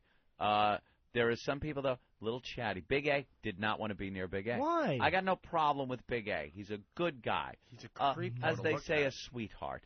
But he's creepy to look he at. came in, and all of a sudden, I was just smelling mothballs. The guy's breath is horrific. It is horrific. So I took a seat at the end of the table and then reserved seats around it, saying that my family was coming and little Jimmy's coming and everybody's sitting in this area. So find yourself a seat. And then I waved like down to the other end of the table, and Big A was way at the other end. I got to step in. I walk in, and there's still some people there. I see Ant. I see his chick. I see a bunch of fucking chairs that I know have been saved. Because, like, the purse is on this one. There's a jacket on that one. Candy, jacket, like things, a rock. Just anything I could find. It's all Anthony's stuff, right? To put on various seats, just because I want to make sure some guy that's going to be yapping to me the whole fucking night about the show isn't going to be sitting right next to me. Jimmy, you're sitting here. It was so nice. I was worried. I was like, I have a seat. Ant had a seat saved for me. Right. Jimmy was right there in talking distance. And being the guest of honor, I was honored to have Pat from Unaki sitting right to my left. Sure. Look at you. And Pat made his big entrance, and it was very nice. He had flowers, bouquets of roses for all the ladies that were there. He gave them exactly. Jesus. Gave them some flowers. How awkward was that? That was the first time I ever bought flowers in my life. It was the first time he ever bought flowers in his life. Yeah. Sat down and just proceeded to tell car crash joke after car crash gag. That's a good time to buy flowers for the first time. Give it to a bunch of chicks who are there with their boyfriends. Yeah. Pat, you got to think. Not one free girl there. Yeah. And so we ate, and like we said, the service just 3 hours we were there. Fucking 3 hours. Yeah, 3 hours we were there. Shitheads. The dessert was very good, though. I had the chocolate cake. I had the log. And then it was, he got the log and had to take a picture of it with it on his chest. What is the log? I just, the Christmas log she made. The Christmas log. And I had to say, look, can I have one of your logs? And of course she didn't get it because she was fucking French and she had, you know what her hair looked like? Fucking Madeline Kahn in Young Frankenstein. Yeah. I really wanted to just wanted to give her a good sodomizing. So, the night's over. The check comes, it's taken care of. We go to leave. Thank you, by the way, Anthony. Very generous. Oh, Jimmy, very generous. Don't even. Aww. Don't even. My Christmas present to you. It was lovely. And yours. And thank you to Frenchie for the discount. Yes. Thank you to Frenchie and his awful brother for nothing. But at least you got bad service. At least you got that. At least we got that. Provence. Oh. Yeah. Enough with Frenchie and his stupid It's restaurant. fucking awful. French for 3-hour dinner. Oddly enough, Horrid. the French restaurant didn't have chicken. They had baby chicken. I got that. Funny. That is funny. All right. Cordon bleu. Give it to 'em. Well, we're ready to leave. So we all walk out, have a little chit-chat on the sidewalk. And I'm kind of looking at the guys, Than and Danny and Travis, and thinking, I kind of want to go out. And hang out at a bar. But there are some people I don't want there with us. Yeah, that's that uncomfortable pause where you wait for the fans to leave. Not that it's a bad thing. Again, I enjoyed the company of everybody that was there. But I just wanted to spend a little time with the guys from the show. Not talking about the show, just hanging out. I never really hang out with these guys. Can I ask, when you mentioned it to them, how eager were they to go out? Like when you said, Travis, Than, and Danny, do you want to go? Okay, yeah, sure, okay, yeah, we're around. So, no, I don't know if you guys have any plans. No plans, I'm around. Yeah, let's go out, okay. They actually brought it up. But now we're seeing that some people are hanging around. Like who? I just got a few people that were there at the at dinner. Hanging around a little bit. What they look like? Listeners. Fans. Listeners, fans of the show. So I just decided I was going to, go to my truck. Everybody was going to faux leave until everybody was gone. And that happened. We rehooked up. Sorry, I'm making sure they're taping the Progeria story. Oh, Progeria it's kid? one of our favorites. Yeah. Been doing Wow. Hey, Murray. I didn't mean to interrupt, but I want to make sure. Are you recording? Okay, sorry. Can they get those kids hats with smaller bills on them? Because they got that big bill. Oh, A God. Brave Boys battle, old before his time. Sorry, Anthony. Kid. I really apologize. That's fine. Progeria kid. How could you not? You got to mention it. Everyone leaves. We're ready to start walking away, and we just start hearing this. Uh-oh. No way. A perfect ending to Christmas. And there it is, the Munaki van, the Pat from Munaki van, just kind of rocking as it's trying to start. Which also doubles. No, that was me moving around. Which also doubles as our promotional vehicle, by the way, because XM still hasn't sent a vehicle up to New York. He for has us. zip-screwed more signage to the back of it, and it's just, and there it is going. Click, click, click. Chick, chick, chick, chick, chick, the clicking. So now, here we are. We want to go out. Me, the guys from the show, we want to hit a bar. And Pat is there in his van with a dead battery. What do you do? Can I have a suggestion? All right, let me see what your suggestion is. You stick up your middle finger and say, I'd call AAA if I were you, fat boy, and you head to the bar. Jimmy, we did exactly that. We did exactly that. He showed us a AAA card that he pulled out of his wallet. He goes, well, I got this. That's all he had to do. All right, good luck, Pat. Goodbye. Good luck. Goodbye. We walked. We went to a bar down the street.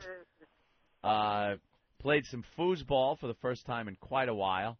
I got to say, Danny has some foosball skills. Very good. He's got some skills. Than has potential. Than has some potential. Who was the problem? He picked up Travis Stinks. Stinks. Just spinning them? Oh, just trying to keep from spinning them, and you could just blow a shot right past them. Horrid. Little wispy arms. One of the worst foosball players ever.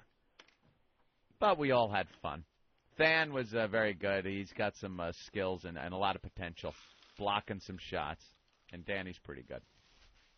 Well, a couple hours later, we're hanging out at the bar, and it was like last call at 2 in the morning. I felt like I was in fucking Boston. It's New York City, for God's sake. Keep the bar open. We weren't ready to leave. But the lights come on. The bouncers are like, all right, wrap it up. It's time to leave. Like, fuck. So walking back to our vehicles, and what do we see off in the distance? The Munaki van. This is now 3 hours later. 3 hours we're hanging out at the bar, and there's the Munaki van just sitting there. We slowly walk up to the window and see a certain shaved fat head leaning against the window. What part of you thought he dropped dead Christmas Day? I was thinking was perhaps. frozen in his van. But we knock on the window, and of course he's got to be in good spirits, even though he's miserable. The first thing, it's not like, what? It's like, hey guys, hey! Always happy and fun, laughing on the outside, weeping on the inside. On the inside saying, fuck AAA. Yeah, his little van hood is up, and no one was there to help him. What happened, Pat? You called AAA? Yeah, I called AAA, and apparently they have a new policy of they don't deal with commercial vehicles.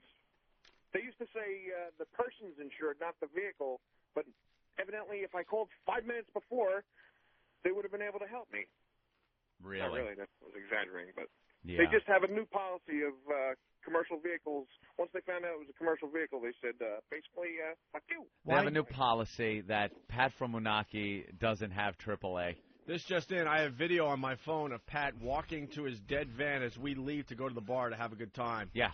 Danny has video, and we're going to get it up on the website. I got to try. I got to figure out what format my phone records in, but if I can get it off and get it up online, I absolutely will do that. Very good. It's hysterical. He just was slowly doing the... Is there video and pictures of your night with the fans? Yeah, with all the cameras going off, I'm sure there's pictures somewhere. Okay. Bastards. And then... we come up, and Than, quick thinking, on his feet, flags down a cab, and the cab driver had jumper cables and gave him a jump. Oh, nice guy. Yeah, for $20. Had to force it on him. Why didn't you do that like 3 hours, before that? Yeah, and that's what we were thinking. Why the fuck didn't you take some initiative Well, I was out on Houston Street trying to wait for like a tow truck or something that I know would have cables. And Did 9 of them pass by?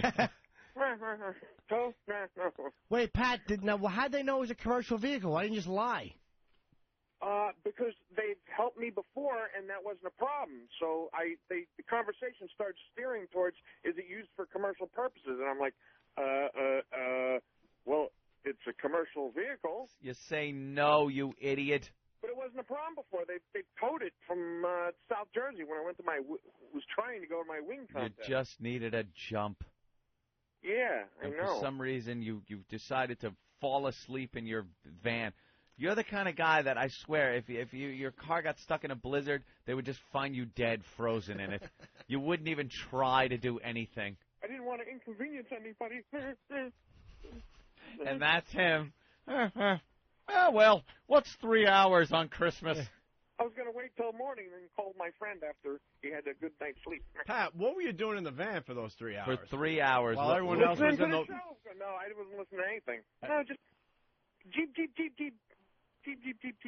You didn't fall right to sleep, did you? So what were you doing? Your mind had to be working. What were you thinking about? Were any hopes and dreams in that head? I was thinking about how this balanced out a lovely evening. It was a lovely evening and bad stuff, like usual in my life. Just an awful, awful life this guy leads. All right. Anything else to add there? No, that was pretty much it. He got the jump. Everyone left. It was the first time in years I drove home with a pretty good buzz. Felt good to drive drunk again. I haven't done that in a while. I mean, as much as I love Pat, I gotta say it's a funnier story if he died in the van. Yeah. And I maybe like Pat very year much. You could do that. Like Michael J. Pollard and Screwed. I was thinking more of Bon Scott. Yeah. Oh, okay. Choking on my own puke or something. All right, Pat. You had a good Christmas, though? Oh, it was fabulous. I'd like to thank Anthony, his girlfriend, and Anthony's wonderful. sister. She's a sweetie. Did And you- her. Dawn and Patrick were there. And Did you get any good gifts there? And, oh, yeah. They gave me a framed picture of Dawn and her boyfriend, Patrick. In my new family. Yeah, see, the gag gift, I guess, for Pat was to give him a picture in a frame so he can put it in his house so he could look at family photos even though they're not his family. I'm not going on Grandma's boat next year? He's got to know about it. What are your plans for New Year's Eve? Are you going to Philly? I guess now. I wasn't gonna. I'm kind of broke. So I've been trying to lay low. I don't want to be Pat from the streets of Moonachie. He doesn't have... A Oh, couple what? months behind in rent and stuff. Don't you live in a trailer? Yes, I do. You rent it?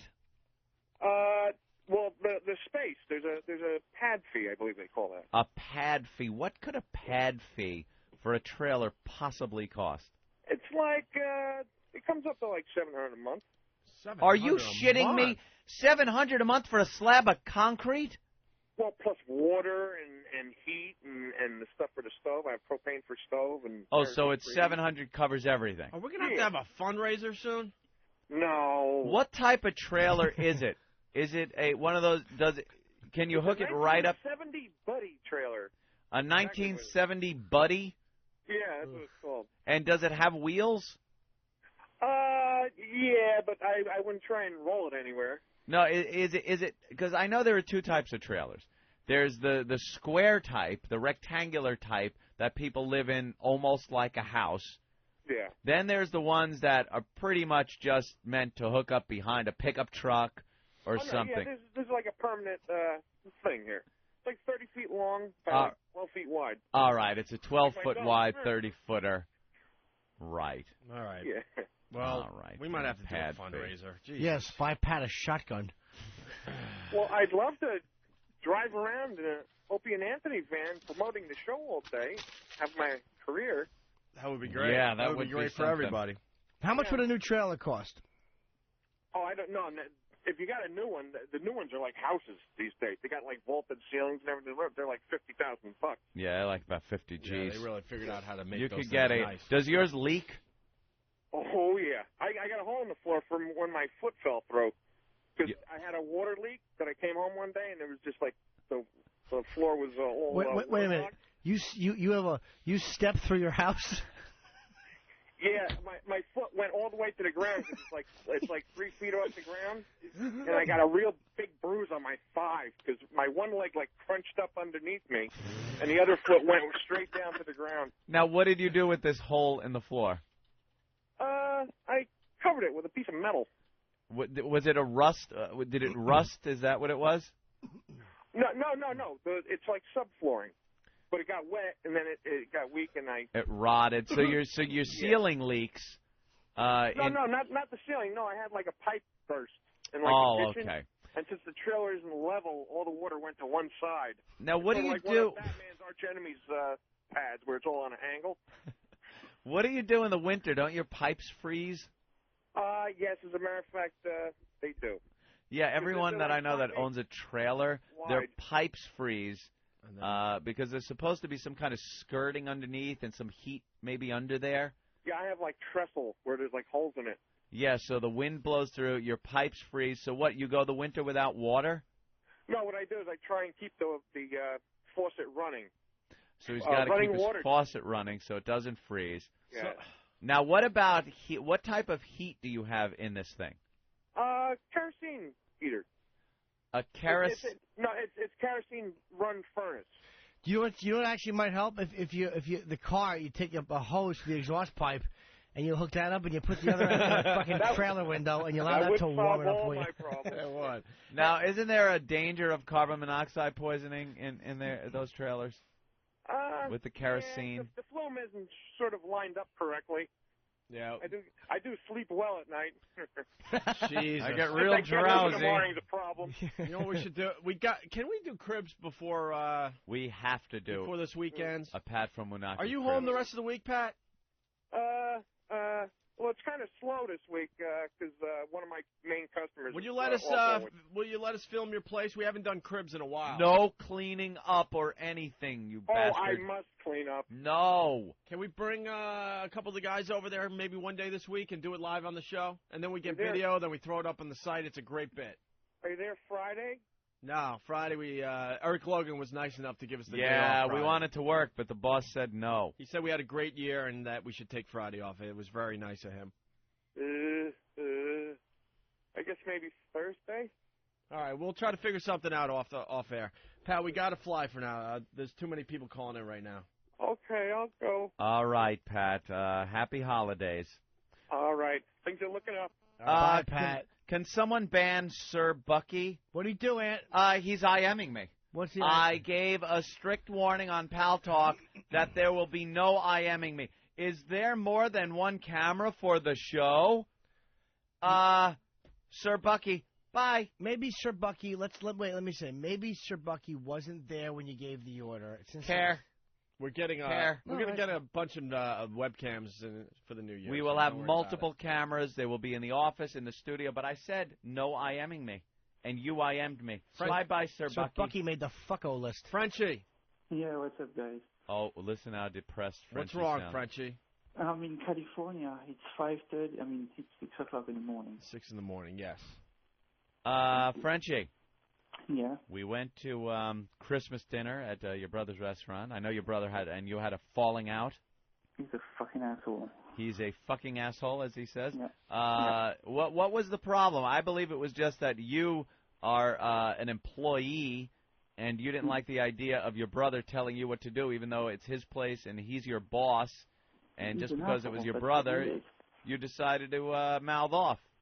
That's right, I did. And I've been telling everybody that he's a fucking dick. And they had a falling out, big fight. But, again, Frenchie, even though I know it's not you, it's your brother, but, boy, you're cut from the same cloth. Nothing. No little deal, no bottle of wine off or something. He didn't do anything but fucking Nothing. Not a nothing. And Anthony brought 20 people Christmas Day. 20 people. Believe me. It was a nice chunk of change, and I'm incapable of leaving a lousy tip for some reason. I don't know why. I think my mother instilled that in me because she waitressed for so many years, and I left a nice tip. Nothing. Was he there? Yes, He was there. Dropped. Didn't even drop by the table. I saw him when I walked in. Shook his hand. Didn't even drop by the table. You see, that's why I need my own place. Hey, Frenchie, ask how the service was. How was it? It stunk! Were you there too? It was awful. Who's that? Yes, I was there. Who's that tall, dark woman? Vanessa. Vanessa. Yeah. She was the only one that was back there for the entire section. We were getting up, going to the champagne cooler and the bottle of wine and pouring it ourselves and walking back to the table. What a fucking... That's what I got for the cash that night. Having to self-serve like buffet-style drinks. Might as well have just had a Coke machine there, free refills. Province on McDougal Street. It's a good place to go if you got 8 hours to kill. Right. For Thank a snack. You guys. Yes, and you know what? He deserves all the best at this point because I'm not putting my feet back there, that's for sure. Well, when my brother opens his restaurant in, I think, 2 weeks, there'll be a little something for the fans of the show. Right. Why wouldn't That's he what come? you do. You got to give him a little something. Why wouldn't he come by and at least say hello to Anthony?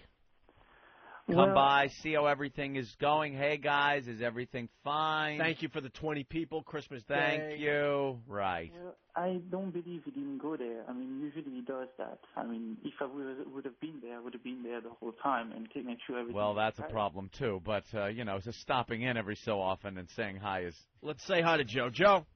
Hey, what's up, fellas? Hey. Hey, is Frenchie getting to have a falling out with his brother because they were both arguing over that friggin' bunny that they wanted to stew? Alain-Antoine? Yeah. French, just pillow nibbler. All right, Joe. All right, fellas, peace. Frenchie, so they had a good time, but they thought it could have been better. The French are just known to just be nasty. Yep. They're not cordial.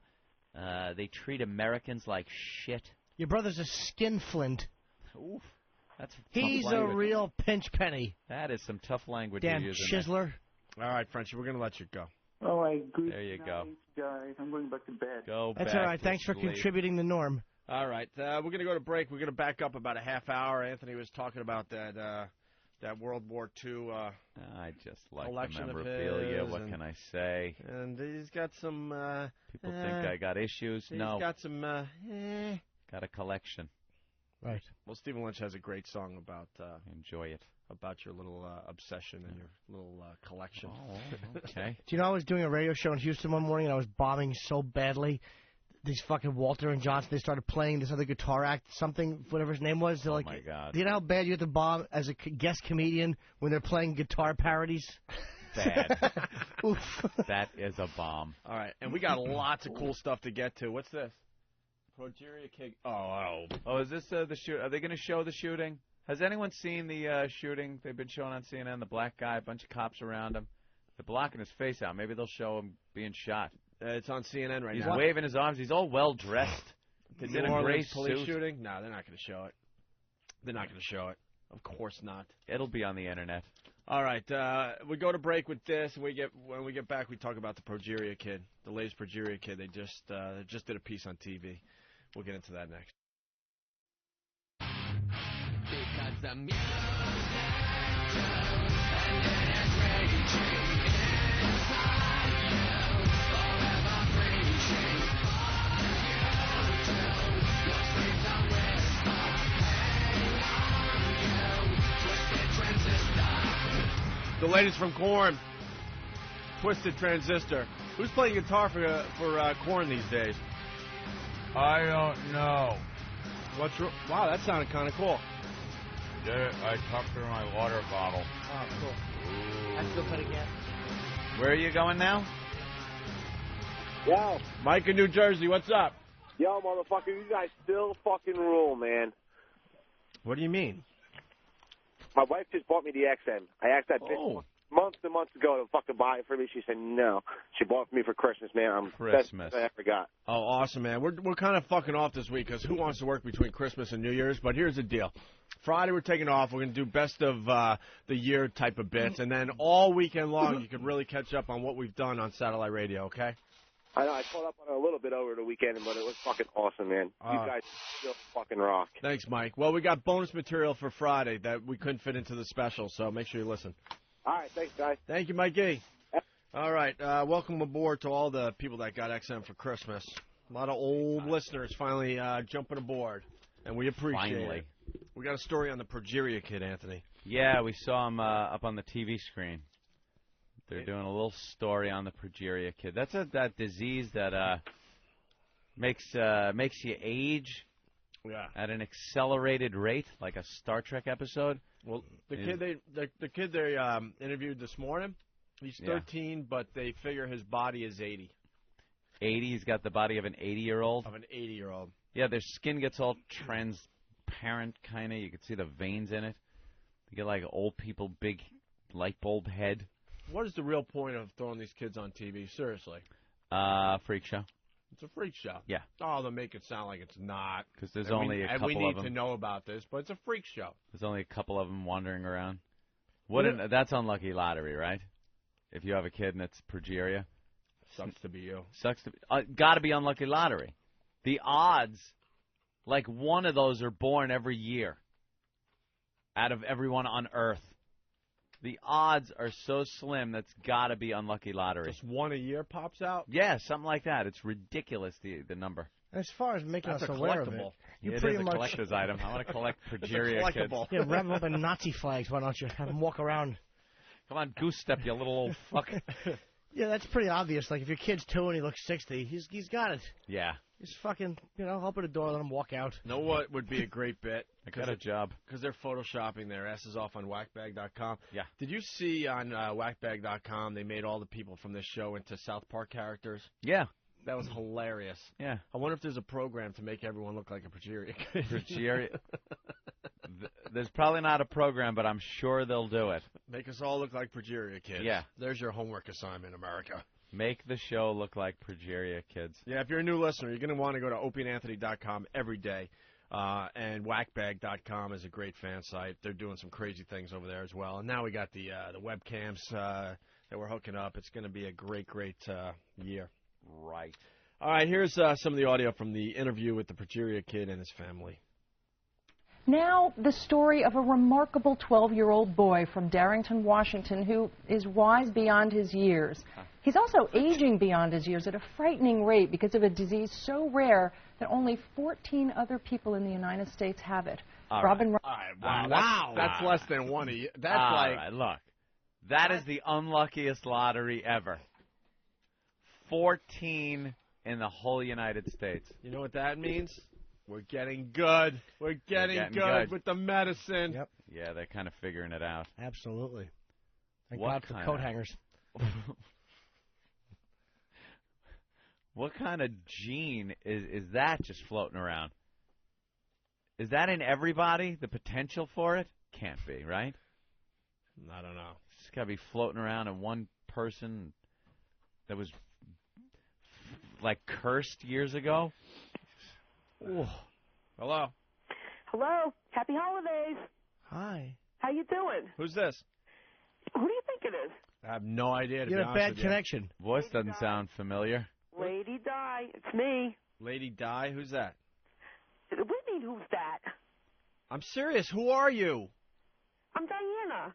Diana who? New listener of the show? Where are you calling from? No, not new listener of the show. Marion and I said, Merry Christmas to you, Happy Holidays. Marion. Life partner? Who's Marion?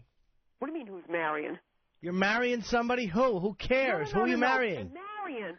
Who the Hi, hell's Jimmy. Marion? Are you guys a lesbian couple or something? No, we're not. You from Illinois? You from Marion? No. Marion and Lady Di. Remember us? Your phone stinks, miss. No, it doesn't. Well, thanks for calling the show and welcome aboard, I guess. Yeah. Welcome aboard. Thanks for turning on your We've been XM. aboard. Who are you? I don't know who you are. You don't know who I am? No.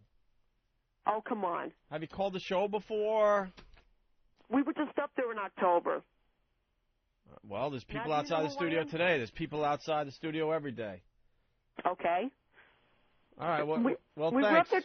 Opie, stop it. Thanks for calling. I appreciate it. Welcome aboard. Thank you. A lot of people, I guess, get XM for Christmas and they want to say hi. Well, All the right. thing is, she's got a cell phone, but it's one of those prepaid cell phones. Uh-huh. So we're keeping her on hold for as long as possible to eat up every second of it. So if she calls back, just leave her on hold. That's terrific. Yeah. All right, back to the Progeria kid. Other people in the United States have it. Robin Roberts has his extraordinary story. 3 little speckled frogs sat on a speckled dog, eating the most delicious grubs. Yum, yum. Seth Cook reads to kindergartners twice a week. This is a hard book to flip pages in. It's his mother's. Who the fuck is this sick teacher that brings in the Progeria kid to read to the kids? I don't know. It reminds me of a show I watched last night, though. It was on that fish-faced kid. The kid with the big bulgy eyes and no nose and the tongue's hanging out and the ears are on her cheeks and, like, she looks like a fish. And that kid is, like, wandering around and there's other kids around. Just being traumatized. Oof, you don't want to bring a Progeria kid to a kindergarten class. Don't do it. If a kid's kind of retarded, other parents can go, oh, look. But what do you say with the fucking Progeria or the fish face thing? Yeah. What do you say? What do you say? All right, I fucked up. Hey, this is my son. Really? Why didn't you abort that? Oh, yeah, the special was called Born Without a Face. You know you're getting quality entertainment when you tune in Born Without a Face. I just say I was watching that last night. It was on, I think, Discovery Science. Yep. Or whatever. And it said coming up, they put the graphic up on the bottom. It said coming up next, Born with 2 heads. Yeah, it was a freak show. That rocks. Freak show. And the thing's got tubes coming out of it to breathe, and it just makes sounds. It goes like... It's like sitting with Jimmy all morning. Just sucking snot with its sinuses. Why would you want to live like that, though? Why? I know it sounds cruel if your parents, you love whatever it is you fucking pump out of your box, but why couldn't you just fucking start over? This is a mess. Kid has no face. Put it in a shoebox and bury it out back. Poor little feller. Little feller. Absolutely. Week. This is a hard book to flip pages in. It's his mother's idea, a chance for kids to feel comfortable with Seth. I consider myself like the other kids. Like other kids, except for his disease. Except for... Progeria is a disease that makes my body get older than a normal person's faster. In 12 years, Progeria has aged Seth Cook as if he's 80. No hair, hardly arteries, even arthritis.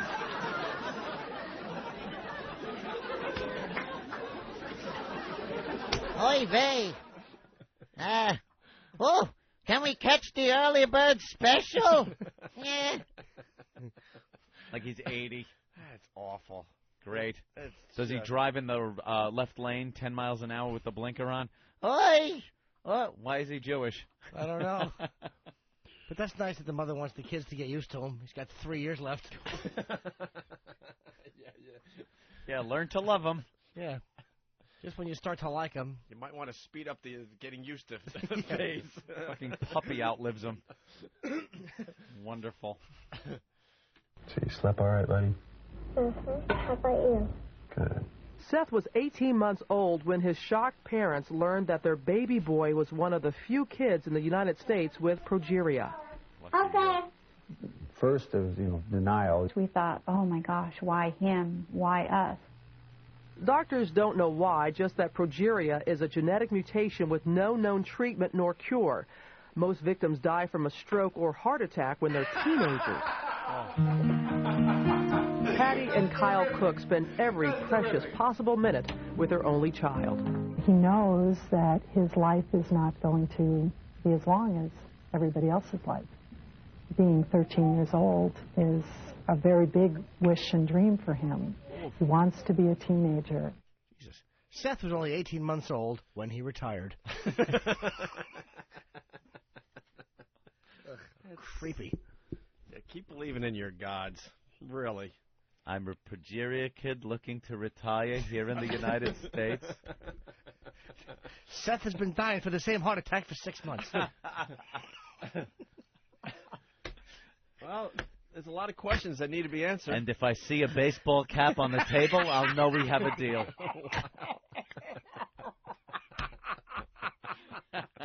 Holy crap. I have veins in my head. I never asked why.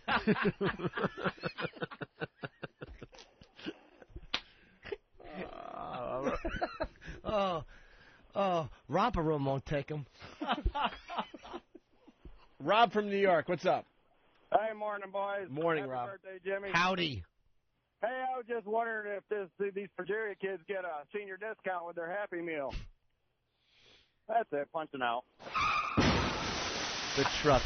They were your father's Tonka toys we used to play with. This next clip could be very uncomfortable. Just warning people. It's a perfect little table for my remotes. Seth is a happy-go-lucky 7th grader. My rock collection. This is Tiger Eye. He's only 3.5 feet tall and weighs just 25 pounds. But his size has advantages, like on family drives to Grandma's house. I would just unbuckle, and my mom or dad would pass me through the window. The grandma would grab me and pull me in. We don't do that anymore, though. I got a little too big. Would you carry it, Mom? My arms are tired. Your arms are tired? Yeah. Seth and I have always talked about heaven, and we've made sure that he knows what a wonderful place that is, and that there will be people there waiting for him. And that he's in the Seth express dreams lane. of building a house in heaven, rooms for his parents, his friends, and for his dog, Bullet. He'll be ready for them. Of course he will be. He's going to be waiting about 70 years. He's got fucking easy pass. It's going to be around. Oh, God. Jesus. Everyone else is in the cash line. It's taking forever. He's in the Easy Pass lane wondering where is everybody. Yes, you want to move over there to the never graduate high school, never have sex lane. Oh. That's right. That's right. It's awful. What a fucking disease. It's awful. There ain't no God. Just stop it with the God. And why are they throwing this on TV? Really? Well, there's only 14 cases in the United States. They don't care about this kid and his life. Maury does, though. Yeah. I like when Maury gets them. There's only 14, and Maury's able to get like every one of them on his show. Come on, we're all going to get together and play. Great. One breaks a hip. The other one's got arthritis. Can't even discipline the kid. You put him over, you need to spank him, and your hand fucking actually touches your jeans. Spank right through that little wafer-thin body. What was that? Awful. Oh, poor little tyke. Poor little tyke. Yeah. Hello. Hello again. How you doing? Okay, who is this? It's Lady Di. How you doing, Jimmy? And we care about you. Why? What? No. Come on, Opie. And you mean... We wanted to wish you happy holidays and happy New Year and everything. Do you mean anything to us? Huh? Do you really mean anything to us? Yes, we do. Where you from, miss? Is there any bone in our body that cares about you? Well, I no longer live in Westfield. Where you from, miss? I'm from Elizabeth, Di. New Jersey. All right, hold on. Maybe we'll talk to you after the break and catch up with you. Okay. Did you get XM yet? Who, me? Yeah. No, Marion has it. Why didn't you get XM yet? Because I can't, you know... We only talk to people that have the XM. I cannot afford the extra bill. That's too bad. Then we can't afford to be your friend. Oh, come on. Yeah, just hold on. We'll get to you. Of course we will. Yeah. So there you go, the progeria kid. That's Latest wonderful. progeria kid. They love diseased children for the news. But the kid, I don't understand if your body is aging. Why does the head get so big on top? You ever see Old Man? Do their heads get that big? Oh, yeah. Yeah, they your get ears giant. continue to grow. They get the big ears. They get the light bulb head. Does he celebrate decades instead of birthdays? Oh, Jesus. When he sees an amoeba, he yells, "Kids today." Oh. And wouldn't you just not sleep? Yeah. Like you're sleeping away 5 years at a clip. Every time you go to sleep, boom, there's 5 more years of your life. Jesus, I just aged 5 years. Wouldn't sleep a wink. I'd be a sleepy little old man. That's a Just great walking point. around. That's a great point, Anthony. Want to sleep? Put an anti-wrinkle cream on. Anything to stave off Tuesday. Wow. Can't believe it. You look so Monday. What are you using? I just bought some wrinkle cream. It's wonderful. It's really covering up. That doesn't look a day over Tuesday. But he's just a regular kid. Yeah, just regular kid. I like doing what regular kids do, playing baseball, playing with my friends. I got my little Scooby-Doo lunchbox I take to school, just like an ordinary kid. An ordinary kid in a 90-year-old body. That's all. Like doing the ordinary things. I got my Yankee cap on. I see that. That's good. Yeah. The bill is 10 feet long. But you got to protect yourself from the sun. They make them special just for progeria kids. Yeah. The bill is 20 feet long, and it only weighs an ounce. Or it would crush my spine. You're right, they do have long-billed hats. Always. It's got to go over that nose because their nose, the skin gets so thin on there. And you think the I guess it parents would just burn? You think the parents are cruel enough to make the kid go to school? Yeah, because they want to treat him like an ordinary Why kid. school? Because parents are like, we'll treat him like an ordinary child. It's going to be a regular little kid. They put a tent out back. He goes out for 10 minutes. They say, how was camp? Yeah, everything better fly on by. It's like the life of a gnat. It's a mayfly. Is that the one that just that's gets born and dies that day? He was never really a crier. Oh, except for the Terrible Tuesday. Remember the Terrible Tuesday? Terrible Tuesday. That's when you really got to watch him. God damn it, this guy's got a great line we should have thought of. Mike in Ohio. Mike. Yeah, so this, Merry Christmas, first of all. Hey. This Pajuria kid, is he out of diapers for what, like 3 years, and then he's back in them? I was thinking 3 days. He finally gets out of diapers on Tuesday, and he's back in them on Friday. Got him all trained, yeah. Signing out, fellas. Merry Christmas. Good job, Mikey. Good point. All the gentlemen. All right. Want to move on from the sadness that is the Pajuria. That is You think he sad. yells at young kids about how times have changed? Shakes his fist. When I was your age, that meatloaf was warm!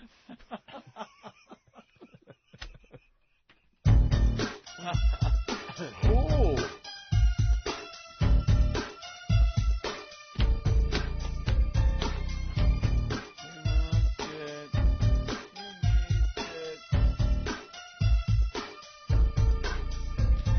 See, I was getting high with my boys one day, just kicking back, hanging out in L.A. When this dude drove by in this really funky Benz, I could tell right away this motherfucker had ends. Was a white dude, about 30-something, kept staring at me, yelling like he wanted something. He called me over and he asked for directions. I saw his dick was hard, so I peeked his card. I said, you lying, you know you ain't lost. You wanna suck my dick while I'm jacking you off? And he said, oh no, there must be a mistake. I got a wife and a kid and I'm very, very straight. So I said, take my number and my name. You can call me up when you're sick of playing games. As I walked away, yo, I knew he would call. Cause if you see one fag, then you see them all. He won't say. So what the fuck you think? He needs some. So what the fuck you mean? He won't say. Cause if you see one fag, now you see them all. He won't say. So what the fuck you need? He needs some. So what the fuck you think? He won't say. Cause if you see one fag, then you see them all. So I knew that he'd be climbing the wall. 1 week later and he finally called. He said his family's gone for a week or two, and he was really bored and needed something to do. So I drove. There it is, Gangsta Fag. It's sweeping the nation. We finally got to talk to Gangsta Fag, last week? Yes, we did. Just giving you a piece of the song because an acoustic version of that song came in the last week or so. Acoustic. To the huge Gangsta Fag hit, He Wants It. Mm-hmm. Someone took it upon themselves to make an acoustic version of that fine song. A lot of controversy and rumor, speculation, and everything about Gangsta Fag. What do you mean, Ant? Who he is, what he's all about. Is he really what he says he is? All this speculation. Nothing to back it up. I think he's so out there that it's just hard for people to comprehend this guy, you know? He's just a gay thug who can rap. Big fag. Yeah. Big black faggot. He was a lot of fun on the radio. Yeah. Oh, yeah. The guy took no bunk from anybody. Well, who's going to give him bunk? Absolutely. You give him bunk? He's going to give you spunk. Like, he doesn't even threaten. Yeah. He doesn't even threaten to just beat you up. Like, if some big, like, weightlifting-looking, muscle-bound black guy threatens to beat you up, you're not going to do something that will piss him off. Right. He threatens to beat you up, but after you're down on the ground and all beat up, he's going to fuck you in the ass. Even worse. Even worse. Now it's even worse. And while he's fucking you, he goes, that's called an attention getter. An attention getter. Well, let me tell you what happened. Knocking people out, fucking them in the ass. So let me tell you what happened. Daddy, Ryan, my pants fell off. I hope his big black cock was in them. You sounded a lot gayer on the radio. Let me tell you what happened. So Ryan, one of our fans, took He Wants It by Gangsta Fag and made an acoustic version. Yes. And then Detox from Whackbag took Ryan's acoustic version and added a few more instruments. Mm-hmm. You follow? Yes. So Ryan came up with the acoustic version of He Wants It by Gangsta Fag, and then Detox even made it better by adding some stuff into it, and now it's like a remix. I cannot wait to hear this bit of fagdom. So this is that same song done acoustically. This gayness.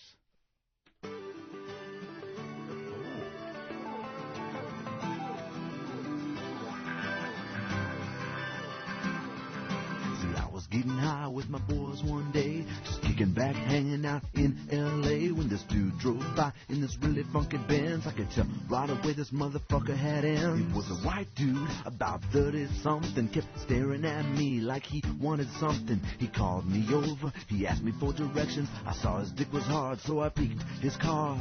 I said, "You're lying, you know you ain't lost. You want to suck my dick while I'm jacking you off." He said, "Oh no, there must be a mistake. I got a wife, a kid. I'm very, very straight, so I said, take my number, take my name. You can call me up when you're sick of playing games." And I walked away. I knew we were caught. When you seen one bag, you seen them all. So what the fuck you want to say? So what the fuck you need? When you see one bag, you see them all. So what the fuck you want to say? So what the fuck you need? When you see one bag, you see them all. So I knew he'd be climbing the walls. 1 week later, he finally called, said his family was gone for a week or two. He was really bored, he needed something to do. So I drove up to his crib up in Beverly Hills, a farm-ass house with a couple of mills. He said he wasn't gay, he just wanted to chat. Then a half hour later, he's massaging my back in his wife's room. He gave me some head, went to the next room. Fucked on his kid's bed, bumped all with fuck, like bitches in heat. I came on his face and all over the sheets. I knew I was done when I started getting soft. I grabbed the kid's toy and I wiped my dick off. He's lying on the bed, still trying to recover. I pressed him out the door and my car's burning rubber. So what the fuck you want to say? So what the fuck you need? When you see one bag, you see them all. So what the fuck you want to say? So what the fuck you need? When you see one bag, you see them all.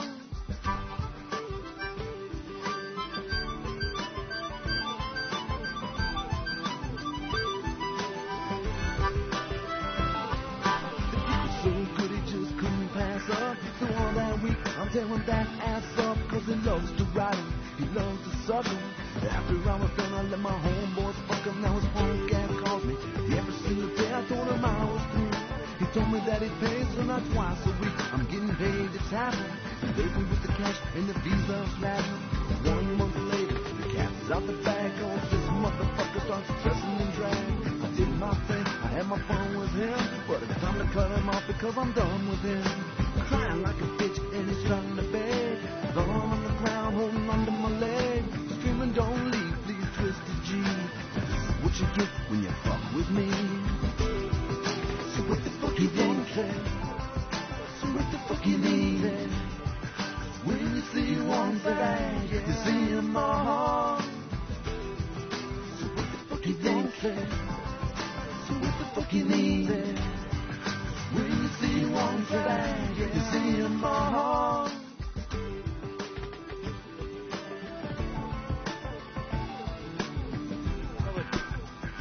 Certainly changes the feel of the song. It's not as scary. I like the Blues Traveler feel to it. Yeah. When the harmonica came in, it was definitely a Blues Traveler feel. That sounds like the closing credit song to Brokeback Mountain, more than like a scary "I'm gonna rape you" song. It reminds me of Brother Joe's "Up in Here" song. Yeah, has that same type of thing. True. I want to thank Ryan. He put that together, and then Detox from Whackbag took it and made it even stronger. So fabulous. Listen, I know there's a lot of rumors about Gangsta Fag. Rogan, I don't know if Joe knows him, but I'll talk to Joe when I'm back in L.A. I'm going to try to meet Gangsta Fag. Oh. Because I will be out there for 3 weeks, and I will try to have a photo with Gangsta Fag by the time I get back. Well, I will work on it. Look what Jimmy's willing to do for the show. I know. You better be nice. First time he's ever wanted to go out of his way to help the show. It's quite a nice thing you're doing, Jimmy. Don't say anything bad to him. Don't gay bash with redneck friends and then leave the back door of the bar, because he'll be out there with his buddies and they'll fuck yous all. That's right. But Ope's implying that let me just see if I understand this. Yeah. I'm trying to be helpful and dispel rumors. But Well, we're not used to you being helpful.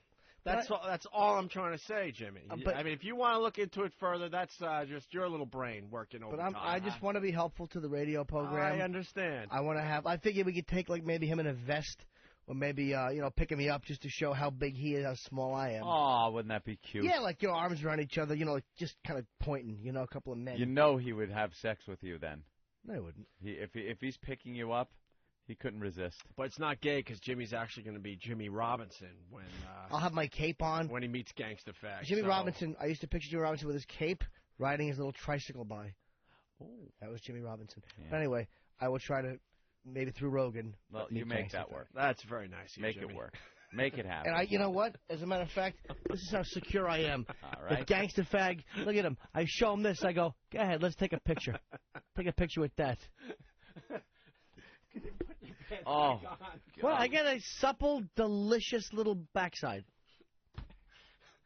That is horrid to have to look at so many times. You know a what's day. hard about it is that I know it's hard about it. It's hard because you're both looking at it going, God, that's awful. Jesus, that's cute. It's awful but nice. What you and I have to do is not react. We're still reacting, so he feels like he can continue to. Take his hiney out. Very difficult not to react. We have to not react, and if we not react, he's going to be like, all right, bit's over. That's how my parents treated me. Like, all right, well, just don't pay attention. Ignore him. Wow. That didn't work. All right. Bodog.net, Anthony, yes. Oh, yes, we love the Bodog. Hey, you're on the Bodog.net. Of course I am. Great place to learn the game of poker. A lot of people are picking up poker these days, and there's a lot of saps and suckers out there. You're losing your money. You're dead money, people. You go out there, you think you watch it on TV, you're going to be a pro. You're going to make all kinds of cash playing poker, and you lose, and then you go, what happened? You didn't learn how to play the game. You got to go to Bodog.net, and they're going to teach you the game of poker. I just bluff every hand. See, that's silly. And then the odds are in my favor that they're gonna like be in on that one hand that is really good. No, they'll call you every time, and you'll have nothing, and you'll have invested a lot in the pot, and you'll lose. Get like a 4-7 offsuit in the hole, and I'm just bluffing my ass off. And they're just pushing all their chips right into the center pile. In some situations, that's fine to do. What's the position? What position are you? Are you on the button? How did the guy bet before the flop?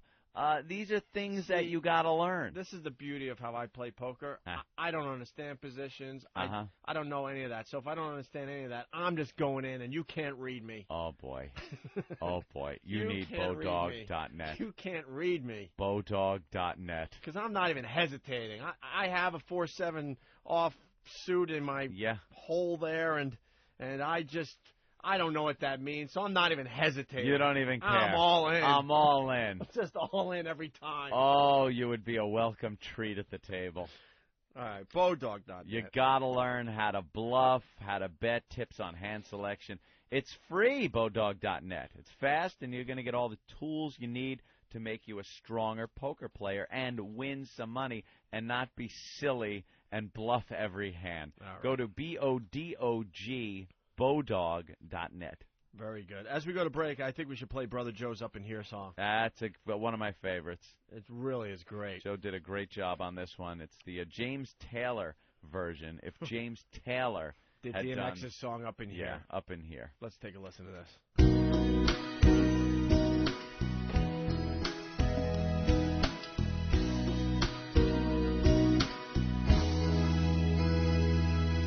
Y'all gonna make me lose my mind up in here, up in here.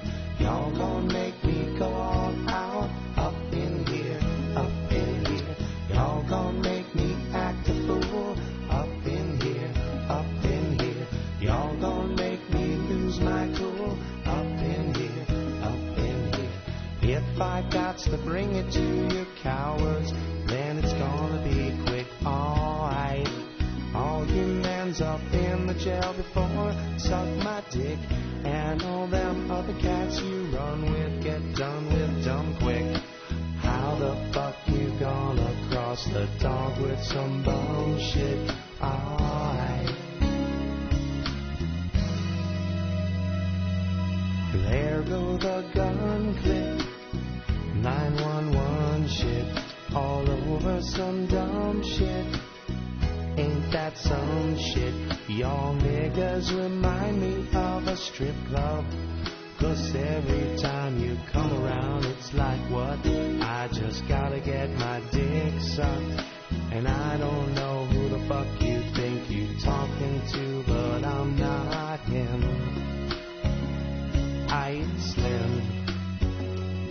So watch what you do or you gon' find yourself buried next to someone else. And we all thought you loved yourself, but that couldn't have been the issue. Or maybe they just saying that now 'cause they miss you. Shit, a nigga tried to diss you.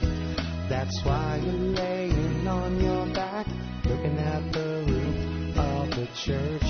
Preacher telling the truth, and you know that it hurts.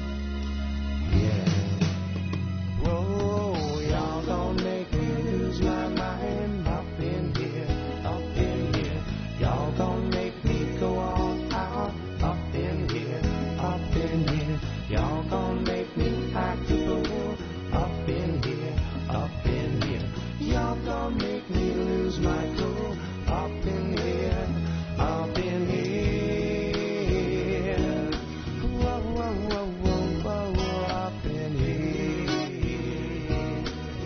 Y'all gonna make me act a fool up in here, up in here, up in here, up in here. You make me lose my cool up in here, lose my mind. Y'all gonna make me lose my mind. Y'all gonna make me up in here. Y'all gonna make me go all out.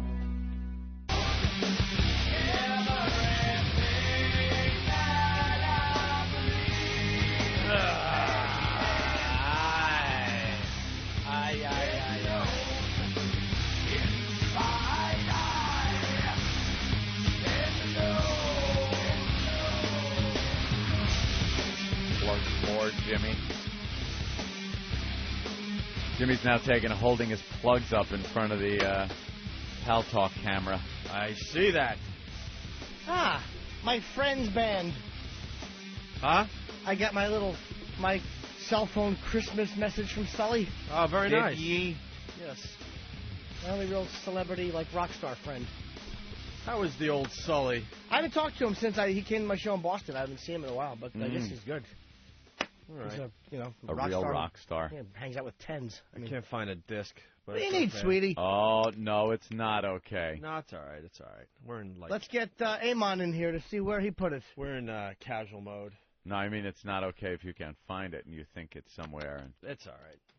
We're just, obsessing. It's the end of the year, so everyone's starting their end of year best of crap. The best album of the year, the best movie of the year, and the biggest stories of the year, and blah blah blah. Lists. So lists. Want to kind of listen to some of that and comment on it.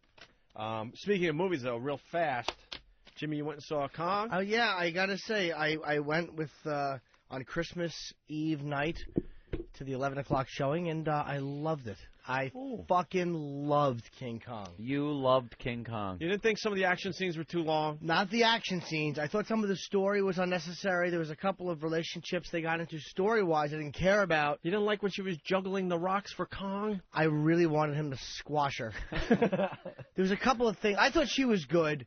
I did not like Jack Black in it. I didn't think he was awful. He just Jack Black, though. He doesn't stink. He's just... Who would you have rather seen? Philip Seymour Hoffman. Yeah. Would have been great. You don't like Jack Black, though? He was okay. It wasn't bad. I just think that, like... You want to kiss me?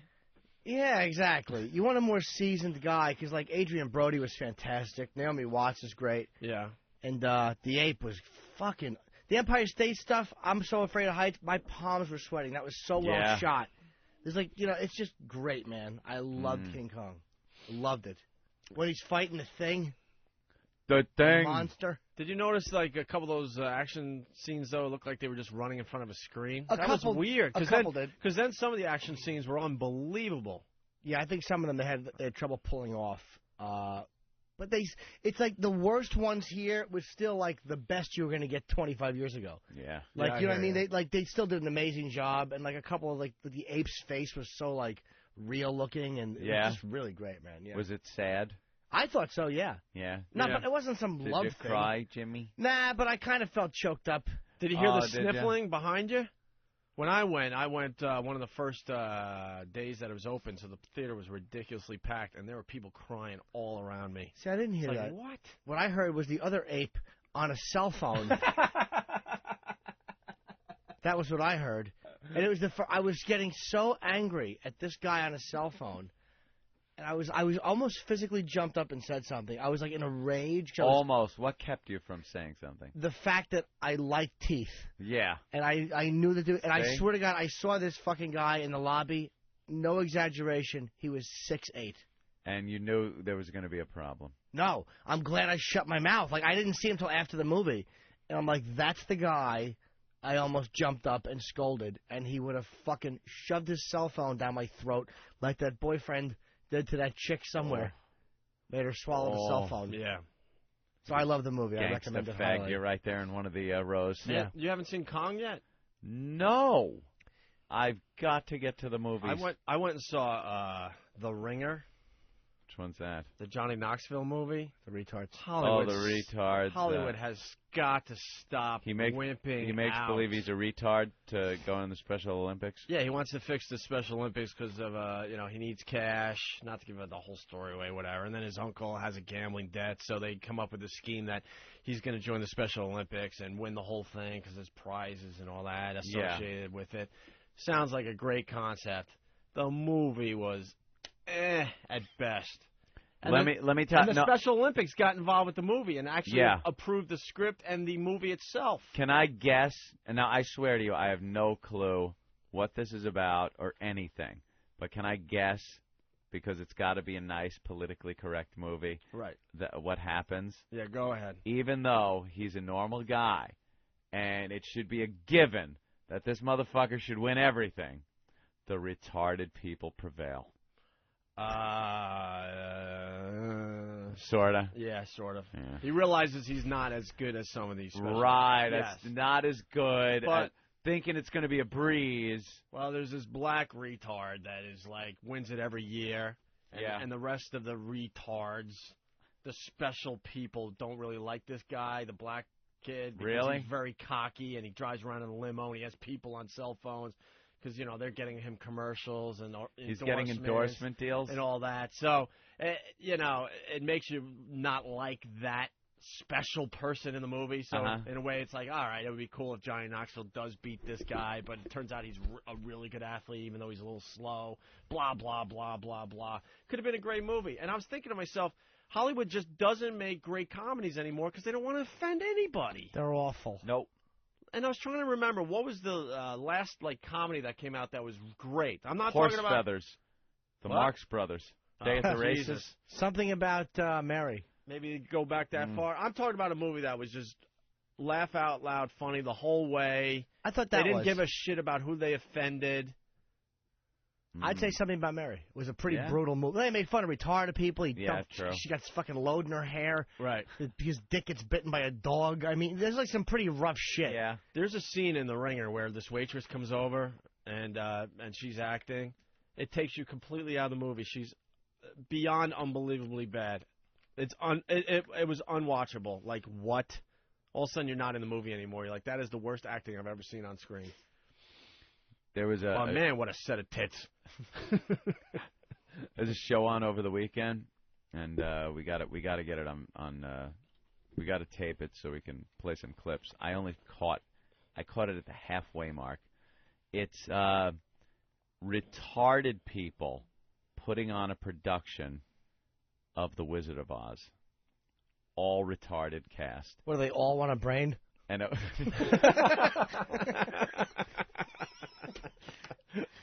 I guess it goes. Dan, you saw some of this, right? The retarded people doing The Wizard of Oz. Yeah, I only saw as much as you did. Yeah, you saw about as much as me. Now, the beginning of it, I would gather. Wait, really fast. What character wanted a brain in The Wizard of Oz? By The the way? Scarecrow. The Scarecrow. So, Yeah. all right. The Scarecrow was, well, all I saw, we came in at in the middle, so I'm not sure how they picked the parts, and I was a little disappointed because apparently they didn't get the rights to the music for this documentary, so anytime they break in a song, you just see them singing, but they put some other music to it. It's ridiculous. I want to see them singing, you know, everybody on the had a band. Ding dong, my future's dead.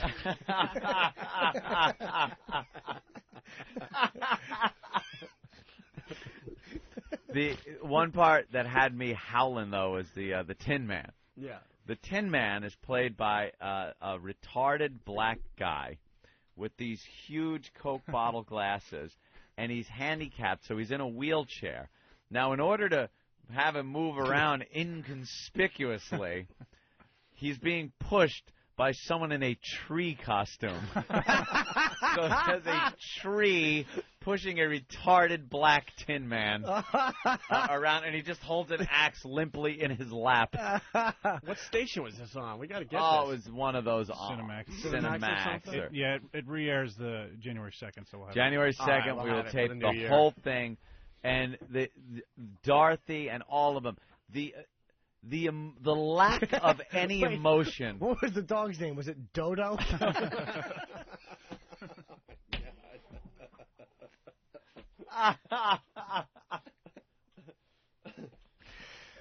Oh, I want to go back to Kansas. What happened? Did a storm take you away? No, I'm just too fucking stupid to remember how to get back to Kansas.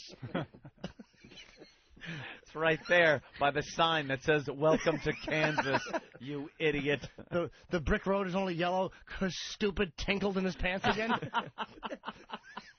Follow the yellow brick shoe tops.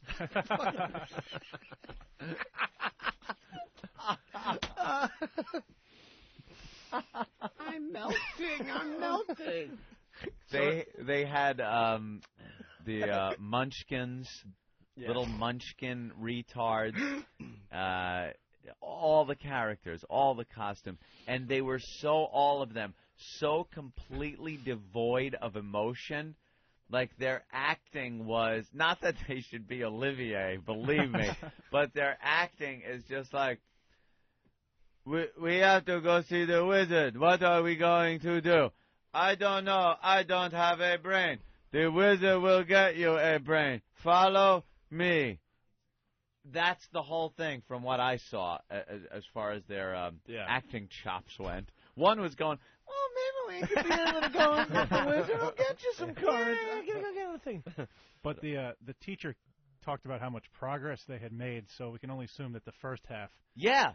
Oh, yeah, really? the teacher is like, I'm amazed at the progress they have made up to this point, and we're halfway through. They're already through dress rehearsals and stuff. And I want to see from the beginning how they pick, how they chose, no, this one isn't functional enough to be in it. You got to be a fucking tree that pushes a wheelchair. You're the Tin Man. What's a retarded tree look like? The roots are on top.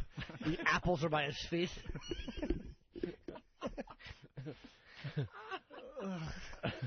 Gotta see the whole thing. Oh, I really want to see the retarded Wizard of Oz. January 2nd? We'll have to take that one. Hey, we have... Pay no attention to that man underneath the Shemp wig. Oh, my God.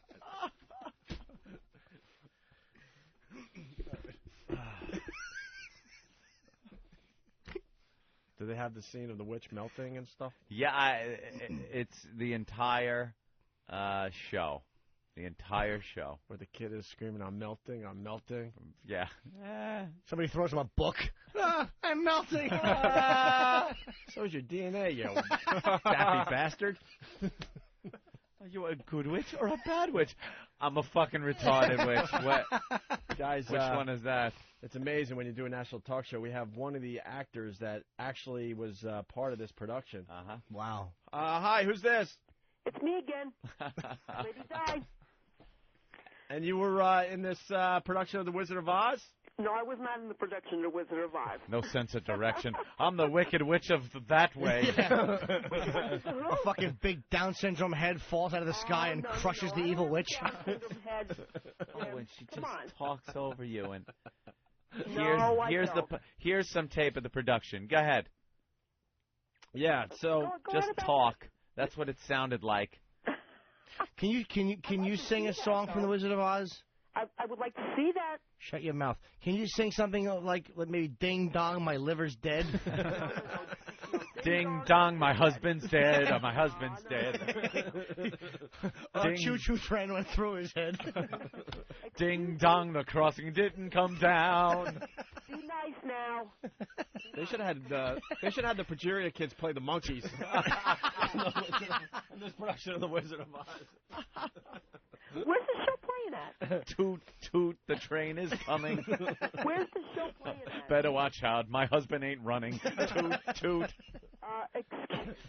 Yes? No, it wasn't my husband. Yes, it was your husband. Lady Di's husband, by the way, people, got hit by a train. Yeah, that's right. No.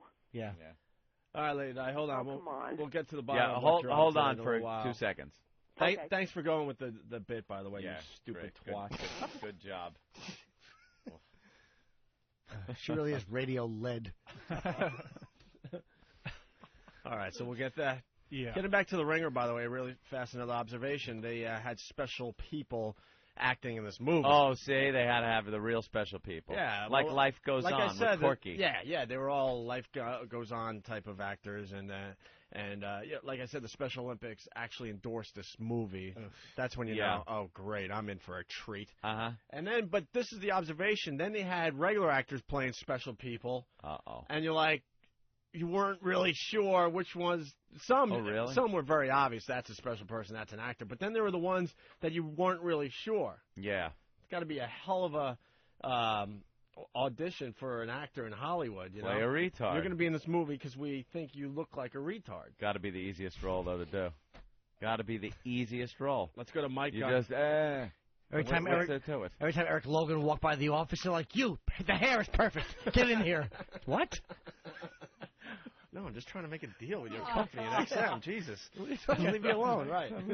Yeah, I just want you to put these into every new Down syndrome head that comes out. I want it to be XM friendly. They're handing him a tracksuit and a tracksuit and some Nikes. Jesus, I fucked that up. It was so good, too, in my mind. Mike on Long Island. Hey, what's going on? Thanks for giving me a second try, by the way. I really appreciate that. Hey, fuck. The Tin Man, instead of the oil funnel can hat, did he have a spray painted silver hockey helmet on? It was really bad because they tried to put this silver paint on his black face, and it just didn't work. It didn't work. Yeah. The black just came through. It always like a does. shine. And then at the end, God, I wish I could remember his. It was like the closing line. They were getting lines from all these people, and the Tin Man is sitting in the dressing room in the back in his little tin suit with his axe and his huge thick glasses, and he said something like, "Oh yeah, it was," and he's had those fucked up retard teeth that almost come straight out of their face, like they're not straight down like people's teeth; they grow out. All open garage door teeth. I don't understand that. I mean, I can still see a freaking dentist. Big tongue car driving out of the garage. Blah! Blah! Oh, it was horrible. And he said something about his name, and then he goes, I don't care what they call me. Just don't call me late for dinner. And and then he puts his head kind of down and sideways and stares off with his blank stare, and the camera wouldn't go off of it. And it slowly faded. You could hear the crickets chirping, like no one's laughing at that joke, and they wouldn't get off of his stupid face. Speaking of jokes, getting back to The Ringer, we're talking about two things here. Hopefully you guys have figured that out, the Johnny Knoxville movie and this Wizard of Oz thing that some special people put on for Cinemax or whatever it was. You know that joke that Club Soda Kenny tells about the Chinese guy and the toothache? Yeah, tooth hurting. Yeah. One of the special people in the movie The Ringer told that joke. I howled so fucking hard because that joke Sidecar Kenny tells all the time and is so proud of, and I'm like, oh my God. Tooth hurty. Yeah, a special person in this movie was told the same joke. I laughed. That was the biggest laugh I had because I was thinking of Sidecar. And instead, it's not the wizard, it's the whizzer. It's just a guy that stands there and pisses himself. Pay no attention to that man ruining the family photograph. Brian in Virginia.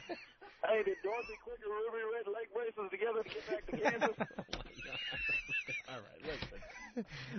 Ruby Red leg braces together. Listen here. No place like home where they don't want you. Fuck.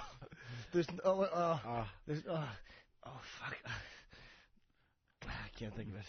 All right. They click their heels together. I have Down syndrome. I have Down syndrome. I have Down syndrome. There's no place like Bellevue. There's no place like Bellevue. Also, getting back to the Ringer real fast. You know the kids at Whitney High? They were in the movie. Yes. They were in the movie. Oh, were they? They were in the That movie. is adorable. And did a little number for everybody. Did they? You know what that's all about, right? The kids at Whitney High. It's school kids. They're all special children, and they sing songs. Right. They sang the insect song. You better watch out, or the insects will get you. Yeah, we could play that for everybody today. They have a website and they have CDs. Although my favorite, more than that, is the song from Dirty Dancing. Oh, Time of That's Their not Life. the kids from Whitley or Whitney. Oh, you want to do that High, one? But that song is too goddamn funny. All right, we can end the break with that. Yeah, this was two special people at Great Adventure.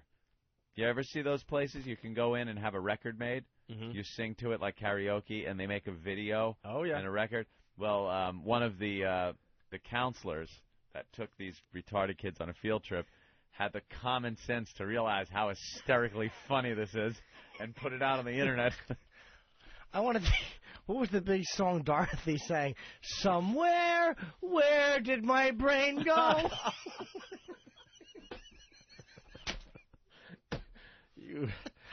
We interrupt this program to bring you the Ozone Midget sighting of the day. Who saw this coming? Ooh. George in Colorado. George. Yes, gentlemen, I have a midget sighting for you. Yes. Saturday night, my wife and I went to midnight mass, and as we were walking in, this van pulled up, and these four midgets got out of this van and started walking in the church in front of us. I was rolling on the ground laughing. Why are midgets walking into church unless it's to curse God and walk out? I don't know. I was just, I mean, they were all dressed in their Christmas finest, and I come walking up, and my wife tapped me on the shoulder and pointed to him, and she turned around and she said, "You're embarrassing me," because I was on the ground laughing. Oh, man. It was hilarious. Jimmy's on fire today. Holy shit. My chromosomes are all wrong. My chromosomes are all wrong. Meanwhile, back at the show.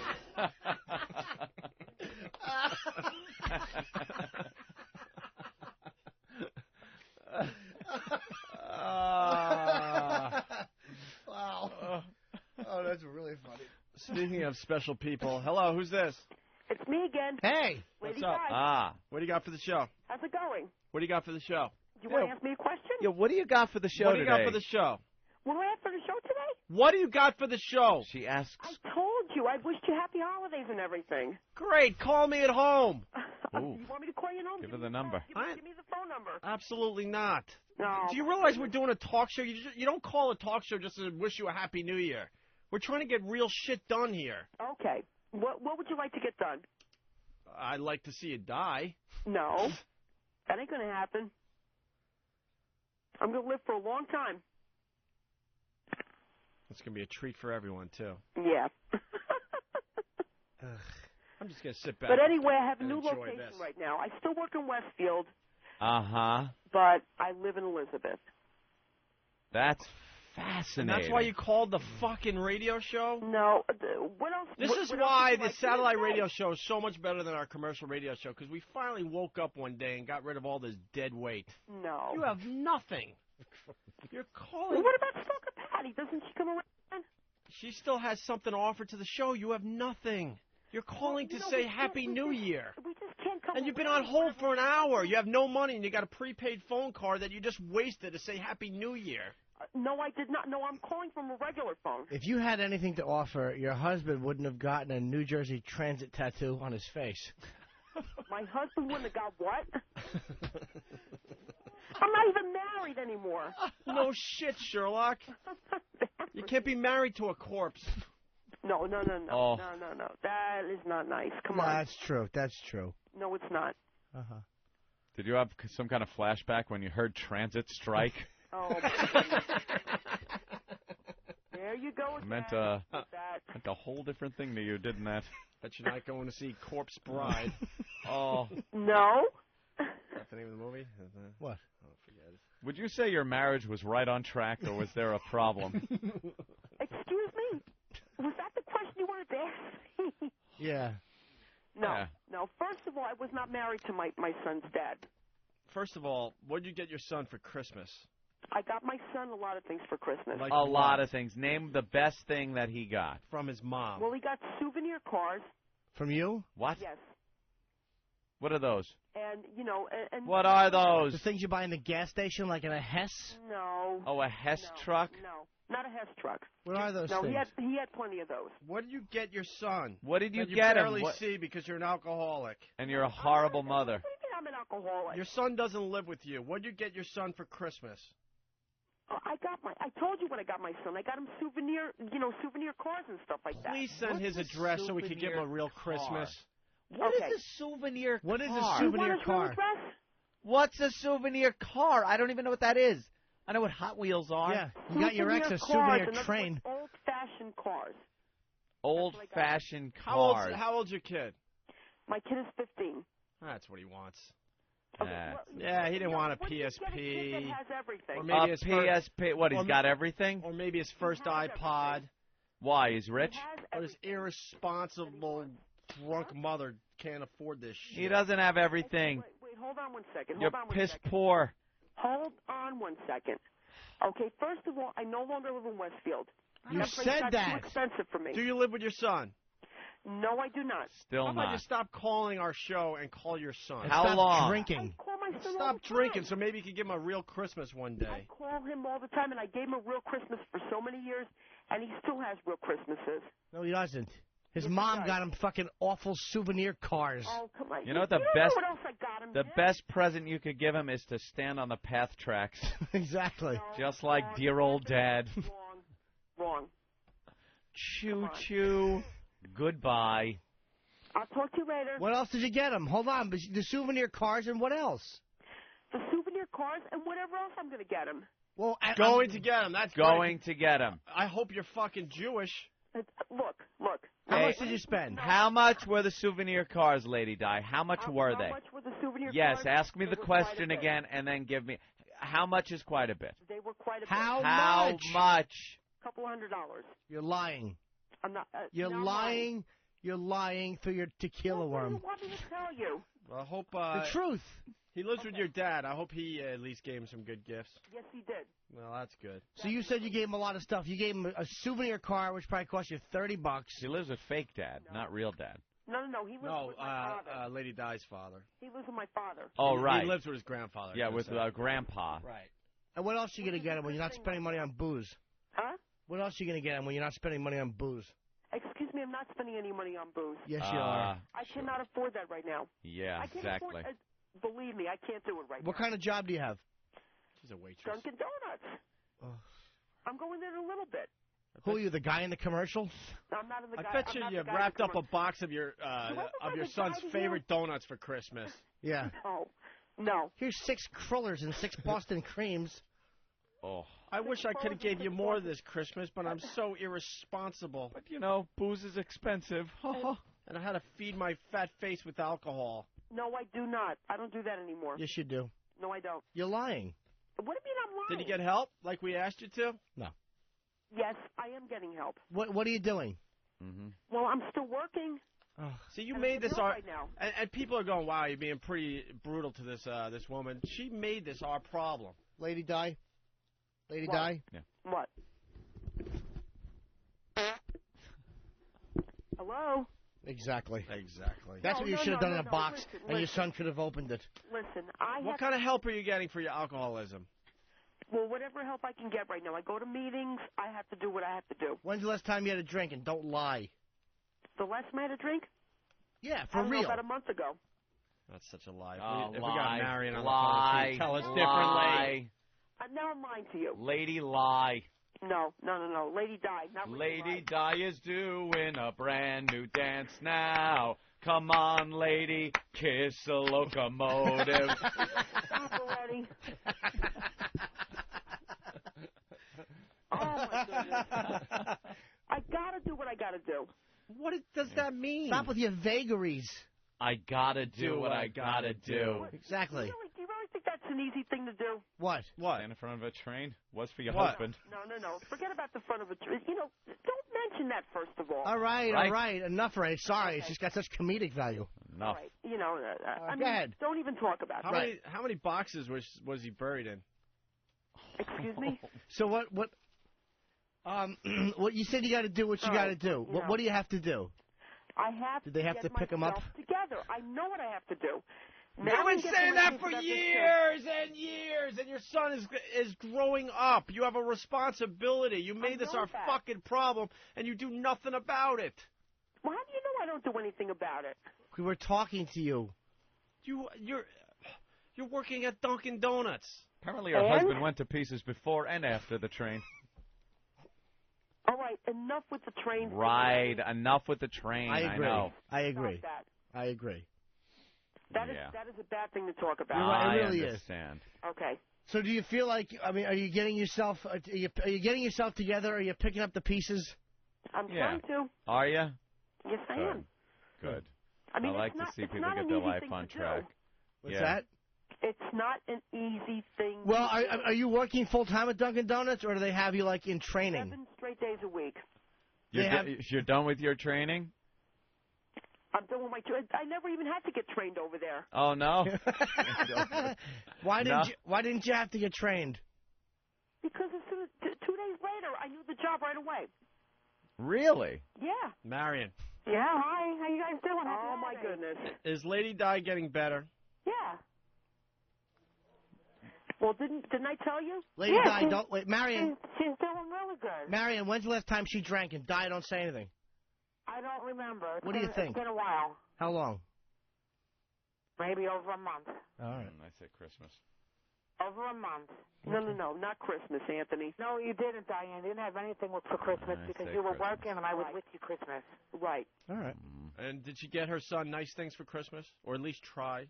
Well, she didn't. I understand people don't have money out there, but She didn't see her son for Christmas. No, because she was working and she had to go to work and she had to work. What time did she have to work on She Christmas? works until 6 or 7 o'clock. What time? What were her actual hours on Christmas Day? 12 to 5. 12 noon to 5 in 5 hours in the afternoon. Right. Yeah.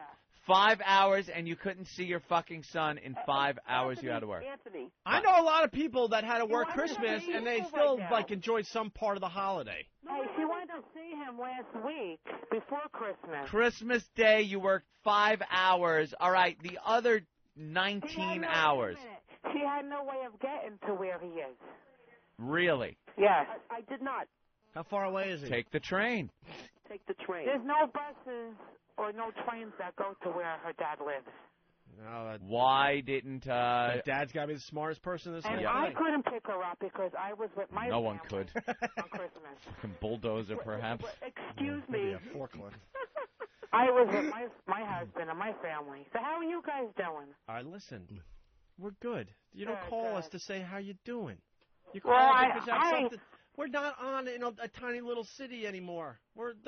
Our city is America now. We don't have time for your I wanted bullshit. to call you guys on Friday, but Friday there was nobody there.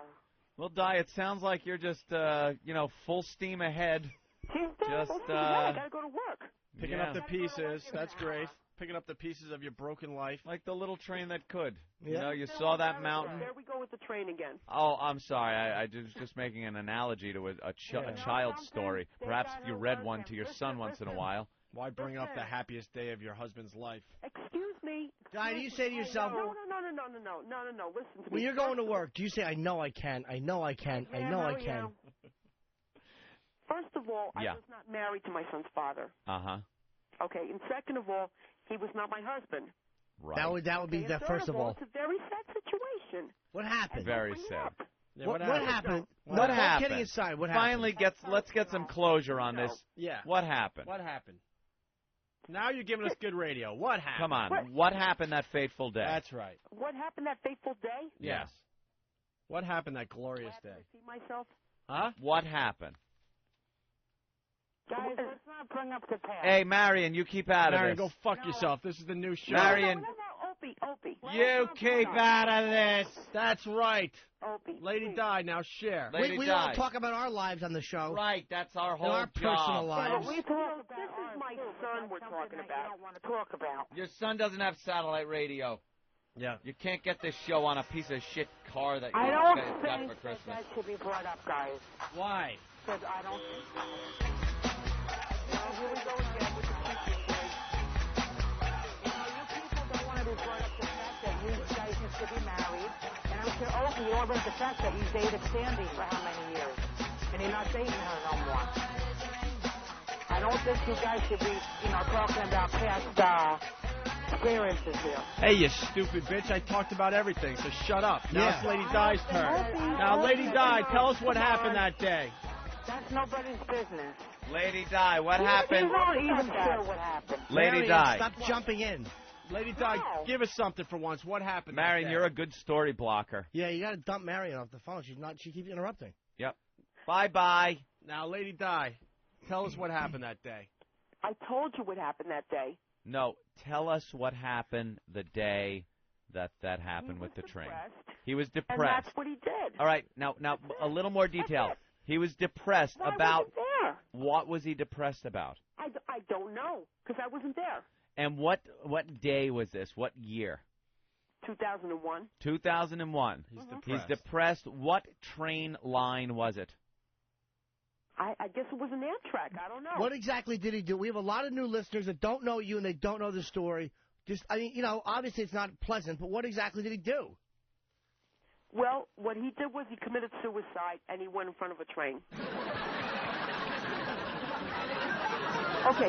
Now, was it No, I don't think that's funny. Was it standing there, or was it in a car? I wasn't there. I don't But know. you know, yes, you do know exactly how it happened. Was it in a car? I don't think so. Or was he just standing on the tracks? Did he put his head on the rail? I was not there. I have no idea. You know the details, though. But I know I wasn't there. You heard from people. I heard. I wasn't there. But you heard from people. Of course you weren't there. Only he was there on the train. And the poor conductor. Anthony, please. I had to look at that look of satisfaction on his face, knowing that he didn't have to deal with you anymore. Excuse me, he wasn't dealing with me already a couple of years. Oh, yeah. A few years. We were broken up since '91. Yeah, No. He was broken up the second that train hit him. I have no idea. Yeah. Okay, so I really don't. I don't know what to tell you about that. What do you do? Stand back to the train and wonder when it's going to hit you, or you just watch it coming? Why do you How guys do you do gotta it? bring up this? Why do you guys can't turn around and ask her how she's Because doing it's otherwise? fascinating. No one wants to hear us ask her how you doing. But why don't you ask her how That's how we got to where we are today. Hey, everyone, just call in and we'll ask you how you doing. Because our holiday stunk. How was her holiday? She neglected her child and worked at Dunkin' Donuts. It was successful. That's a good damn job that she's at because she gets along good with everybody that she works with. Listen, stop sticking up for her. They're all fatties that like donuts just like her. That's wonderful. Homeless people get along with each other, too. Yeah, well, yeah, and a lot of other people get along just like drug addicts and alcoholics, and you guys should know about alcoholics. Come on. Listen, the ringer tongue. You've done that, too. I do understand alcoholics, and I think if she's trying to help exactly. herself, that's fine. Good. And she is doing exactly. She's doing very good. All right. All right, could you go away now, please? Me and my husband are helping her out. She's doing very good. Well, there you go. If that's real, then that sounds great. All right, can we go now? You guys, Listen, O&A, I have to go right now because Instead of saying, like, happy holidays, what's been going on? You know, we haven't seen you guys since October. Okay, no, you're right. Let's do that. Hey, happy holidays. What's been going on? We haven't seen you. Yeah, what is going on? Hey, Jim, I hear you're big in California, too. We doing favorite Letterman now or what? No, Jay Leno. Jay Leno. Well, I don't know. I don't stay up that late on one of these shows. He was on Jay Leno. I See, saw him on here's Jay the Leno. fascinating radio. I mean, you know, yeah, it is fascinating radio. This is just that, you know, you don't bring up people's past lives. Come on. Okay, we asked you how you're doing. Okay, we did what you said. How you doing? What's going on? Your turn. Good, good, good. Everything is good here. Everything is good with Diane. Diane is doing really All right, good. Marion. Now I'm going to get into your head because you seem to be the smarter one out of the two dummies. All right, listen. Wait a minute. I'm smart, too. No, you're not. You're Listen. a dumb motherfucker. Marion. Marion. Fat Fredo. Now, we just played it your way. We asked you how you doing and all that. Explain to me why that's interesting to hear on a radio. Because you know what? You don't bring up whatever happens. Explain to me why that's interesting radio. I've been doing this a long time. Maybe I'll learn something from you. Does anybody ever call you and ask you how Sandy's doing? Oh, boy. There's no old boys. I've already discussed that. It's over and done with a long time ago. We went over that whole fucking thing. That's the same thing with Diane. It's over done with, okay? Answer my question. Why is that interesting radio? Because, you know... To just say how you doing and what have you been up to. What? That Anthony used to be married. I mean, come on. Nobody brings Please that discuss that, too. Holy fuck, I have brought up the marriage thing. And we're not talking about us, fuck stick. We're talking about Di and something that happened in her life a while ago that is an interesting story. But look, I had a lot of things happen to me in my life. Stop being selfish and answer the question. You're not answering the question. What's interesting about hi, how are you? You said good, good, good. My holiday was good. Why didn't you turn around and ask Diane, besides her working at Dunkin' Donuts? You didn't answer the question.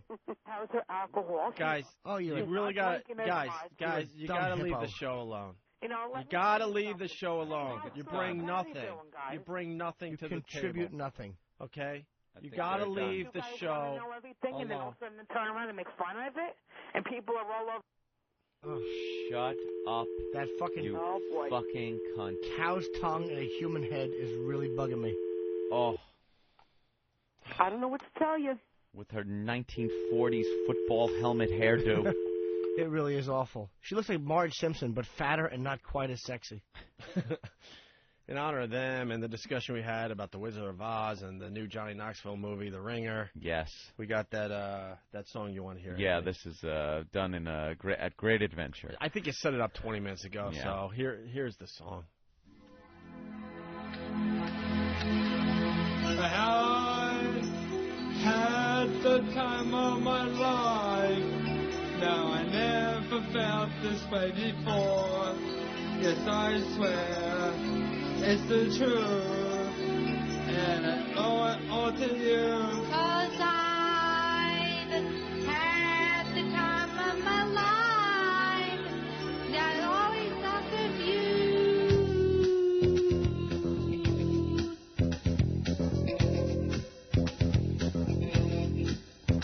I've been waiting for so long. Now I finally found this one to stay by me. Yeah, we're writing on the wall, and you felt the magic of fantasy. Now we dancing in our eyes, and the way we took inside secretly. Now we take each other's hand, cause we really understand. Just remember, you're the one. Can't get enough. So I tell you something. This could be love because I've had the time of my life. that I never felt this way before. Yes, I swear it's the truth that I owe to you.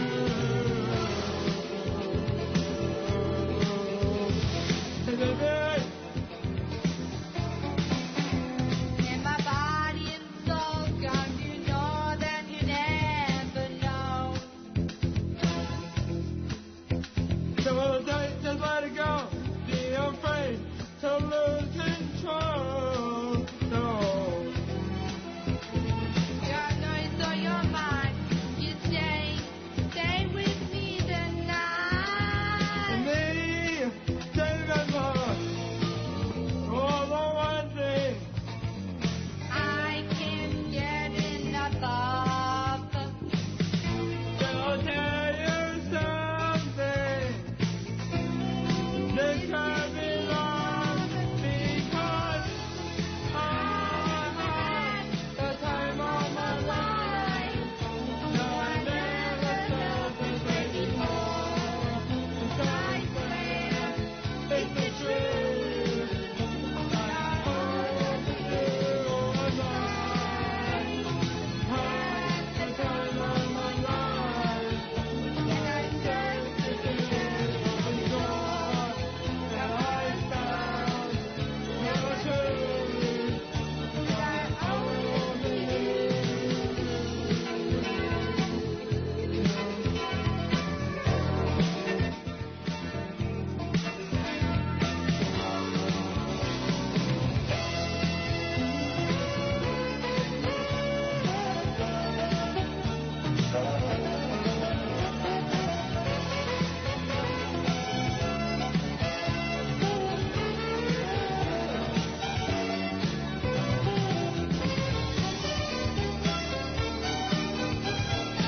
Oh, had the time of my life, and I never felt this way before. Felt this I swear, this is the truth, and I owe it all to you. I had the time of my life, and I never felt this way before. Yes, I swear, it's the truth, and I owe it all to you. As I had the time of my life, I'm searching every ocean shore, and I found the truth, and I owe it all to you. As I had the time of my life, I never felt this way before. Yes, I swear it's the truth, and I know it all to you. As I had the time of my life, Hey, Hey, people, this is Louis Twitchell Centani from O&A. Thank you all so much for your support listening to me on the show. And you know what? Here's your chance to see me in person on Saturday, January 7th. That's Saturday, January 7th at the Comedy Cabaret in Northeast Philadelphia, and that's inside the Best Western Hotel. That's at the Comedy Cabaret, Northeast Philly. 9:30 p.m. Tickets are only $15. Comedy Cabaret. You can call at 215-676-5653. Folks, this is Louis Twitchell Centani, and you can learn more about me and other things coming up on my website at laughterbyLou.com. Remember, be yourself, one tick at a time. Bastard.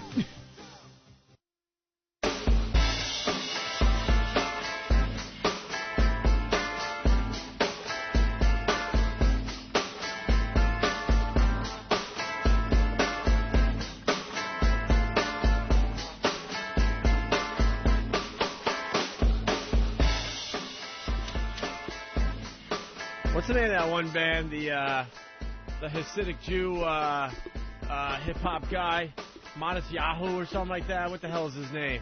Does Ben know? The Counting Pennies? No, this guy is taking over the music world. Maybe someone on Pal Talk or something can help me out. Oh, I know. Saturday Sabbath. No? Ben writes Mahu Shu. It's not Mahu Shu. It's something like Mahu Shu. They all wear makeup. It's, Knish.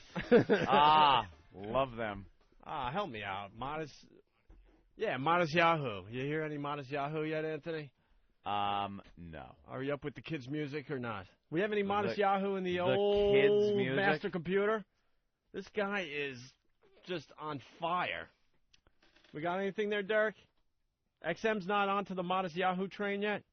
Wow. They're not playing it on... They're not playing Modest Yahoo, really? On the Jewish channel? It's actually pretty cool. Do we have, like, Hasidim channel 250 or something? I made an ass out of myself, by the way. Oh, my God. What'd you do? It reminded me of something. I needed a present for Christmas, so I called Mike from XM, and I was trying to hunt down this, like, digital picture frame, right? And he said there's a store near... Madison Square Garden, a massive camera slash electronics store. They have everything you can imagine. They even have lights for, what do you got, Ben? What's the hot song off there? Do you know the song? Oh, yeah, I'll find it. So they have everything. If you're making a movie and you need some lights, you could go to this place. They have absolutely everything. They got cameras that are worth like $100,000, you know, real cameras you could use to shoot movies and stuff. B&H? No, what is it called? Yes. B&H Photo? That's it. 34th Street. B&H? Yeah. Have you gone to B&H? Many times. So you know what I'm getting at? I order online from them. So you know what I'm getting at? Oh, they're all Jewish, yeah. Holy shit. So I'm talking to this guy, Laser. Laser's a cool guy. And he's like this like hip New York sounding dude. Like, yo, you know, when you're coming down here, a lot of people want to meet you, a lot of fans down here. And it, like... sounded like just a typical, like, Brooklyn, New Yorker, like he cracked So what you mean to say is a normal person. Well, sounded like a normal person. Sounded like, sure, a normal person. All right. So he goes, come on down, blah, blah, blah. And I go down to the, what is it called? B&H? B&H Photo, yeah. B&H Photo. And what an operation. I walk in, and it's being run by Hasidic Jews. Yeah. And then Laser comes up, and he can't be more than 5'5". He's got the curly fry things happening on the side of his head. What are they? Payas? Payas, they're called, right? Payas. And there's all young kids with the payas. There's older guys with the payas. There's payas everywhere. Were they wearing yarmulkes or the big yarmulkes. Little House on the Prairie hats? No, yarmulkes. Yarmulkes? And all black? Dressed in black? Being a stupid suburban kid, I've never seen this in my life before. I know you lived in Brooklyn. Yes, you see one every once in a while, and it kind of jolts you and go, whoa, what was that type of thing. Hey, what's that? But the whole store. So I'm walking around with Laser. He's giving me the tour of the place, and they're doing ridiculous business. And they're closing at 1 or 2 or something like that. And I was wondering why, and I realized it's this place is owned by a Hasidic Jew, and I'm guessing they have to close up before the sun goes down. Yeah. Because it was like the day before Christmas Eve. You know, obviously you want to keep your store open as late as possible, and they were closing before the sun went down. Yep. So I made a complete ass out of myself. I'm walking around. I finally, I pull Laser aside. I'm like, Laser, I gotta ask because, you know, I'm a suburban dude. What's up with all the, you know, what's up with all you guys? You actually asked that? And he goes, no. He goes, no, we also have blacks and Mexicans and other people working here. No I'm Germans, I bet, right? yeah, but it's obvious you have a lot more of one kind here. Yeah. And I'm like, no disrespect, but I really got to understand what the hell's going on here. Because it was like, I encourage everyone to go down there. It's like a tourist attraction. Is it like the Amish? And it's theft-proof, by the way. Huh? Theft-proof. Yeah. You cannot shoplift there. Really? You saw the setup. Have right? you tried? No, but I'll see Dude. the setup. It's impossible. Everything on the floor is a display model that really doesn't work. Really? Somehow that doesn't really work. You wouldn't want to steal even the floor model. So then you have to go to a computer with one of the Hasidic Jews, and then they punch in the code, and then they have this conveyor belt system, and the actual merchandise comes up from the warehouse on these what are they called? It looks like it's like the thing Lucy was eating the chocolates off of. Yeah. Like one of those conveyor belts, but they're in the ceiling. They're in the ceiling. They rock Wow. around the whole store like, and then your product arrives at the cashier. Wow. You cannot steal from there. Absolutely not. It was the most amazing operation I've ever seen. I'm not kidding. I was just blown away. I wanted to hang out there and just watch them for like hours. And they're all courteous and professional, and every one of them knows what they're talking about. Every one of them can help you. Here's the I've strange... done business with them online, too, and their online operation Oh, they're great. terrific. They were unbelievable. And the thing that I wanted to point out, and so, you know, it went around that Opie from Opie and Anthony was here, right? They came out of the woodwork to say hi, and they're all huge fans. I'm like, what? Who the hell are we broadcasting to? Everybody. I would have never imagined that. It's a melting pot. We actually had Hasidic Jews that were not only listening to the show, but were enjoying it. I had Very no idea. diverse audience we I had have. no idea. Not just a few. Like, they were coming out from everywhere. Yeah. Everywhere to say hi and pictures. You know the deal. But it was the strangest thing. That's the best place for electronic equipment, man. B&H. They never sell you shit. It's always good, and the guy goes to the computer and he tells you what he has, and he knows that he's not some fucking 19-year-old idiot like you at any other store. I can't imagine the business they were doing. And then I'm leaving. Like I said, let's say it was about 3. The sun was still up, but they were closing up. They're literally throwing, the chains and everything on the doors, and they got big, huge security guards. They don't mess around at all there, right? Were the security guards Hasidic? Oh no, they're not stupid. No, they're not stupid. They're not. Could you put that down, please? They're not stupid. Stealing is bad. If your mother finds out, she will be angry. They're not stupid, but there was a whole mob of people trying to get into the stores. It was closing. It was quite a People sight. are wondering, does B&H stand for beards and hats? Actually, Laser was joking to me like, yeah, some people beards and hats. Get it? And I'm That like, the gag? laughing uncomfortably. Like, am I supposed to laugh here? I don't know. I don't know what you're supposed to do, you wacky bastards. Do you know I had to go into that store one time when they were closing? I was going out of town somewhere. Kenny was with me, and I needed a thing for my camera, like a little a portable charger. So B&H, I knew would have it. I go up there and the door's closed, and the awful security guard won't let me in. Oh no! So I actually poor Jimmy. I get finally a Jewish guy as opposed to that awful security guard of unnameable ethnicity. I mentioned Manny from the Comedy Cellar because Manny, they loved him. Oh, they loved Manny? Loved him because he was always in there and he spent a lot of money and he would bring them all to the Comedy Cellar. Yeah. And I mentioned his name at the door. This is like 2 years after he died. And I mentioned his name at the door and they're like, all right, hold on. And they went and got somebody and it still got me in the door. So, just want to say hi to the gang at B&H. Laser, no disrespect, but I just had to know why. It was the weirdest thing I've ever seen, you know. And I learned something. These Hasidic Jews, especially the younger kids, they're kind of hip. What, do you think they were all just going to be I thought they were beaten down by their reading religion from the and Torah stuff. the whole time? And they were kind of hip and with it, and, you know, I'm just a stupid suburban kid. I don't know. Jews are people too, Opie. You would think that type of religion, they would be beat down by their religion. Little fanatical. Here's a little taste of Modest Yahoo. This guy is blowing up. Do you understand? I think he's even playing Madison Square Garden like the 14th with Orr.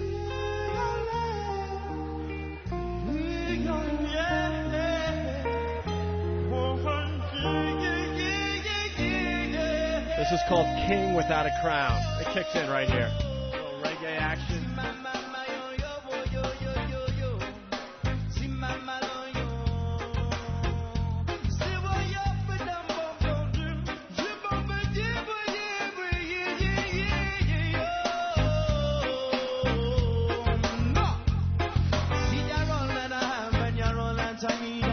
Every day I pray to get to know you. Please wanna be close to you. Yes, I'm so hungry. You're like water for my soul when it gets thirsty. Without you, there's no me. You're the other I breathe. Says sometimes the world is dark and I just can't see. With the demons around all around to bring me down to negative, but I believe. Yes, I believe. I see that I believe.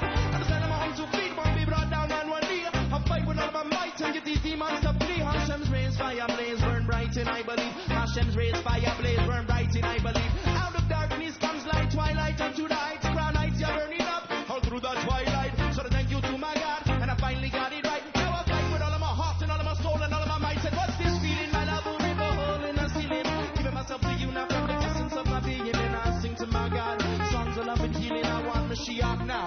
Time and such a feeling. We should have Big A learn this song. Giving myself to you now from the essence of my being. And I sing to my God. You think his brain would just blow up? It would just... Good. What do you think, Ann? Seriously. He's doing it pretty well. I really did not want to like this, but it's good. This is all the rage, I'm telling you. This is blowing up right in front of our face. Your cup's already full, then it's bound to overflow. You're drowning in the waters and you can't stay afloat. I have no idea the deal with him. He's a Hasidic Jew. And he's rapping. That's all I know so far. That's all you know so far? This is off a CD called Live at Stubbs. He's playing the Garden, dude. This isn't like some cute little novelty act.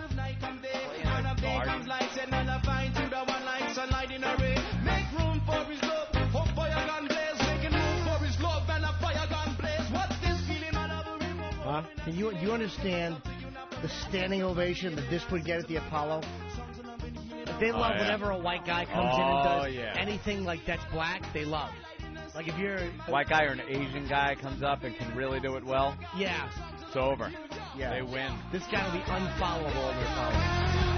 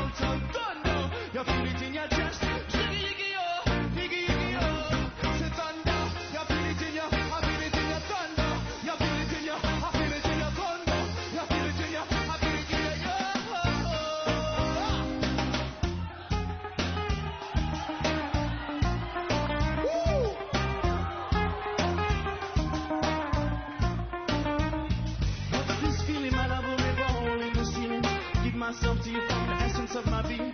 Sing to my God.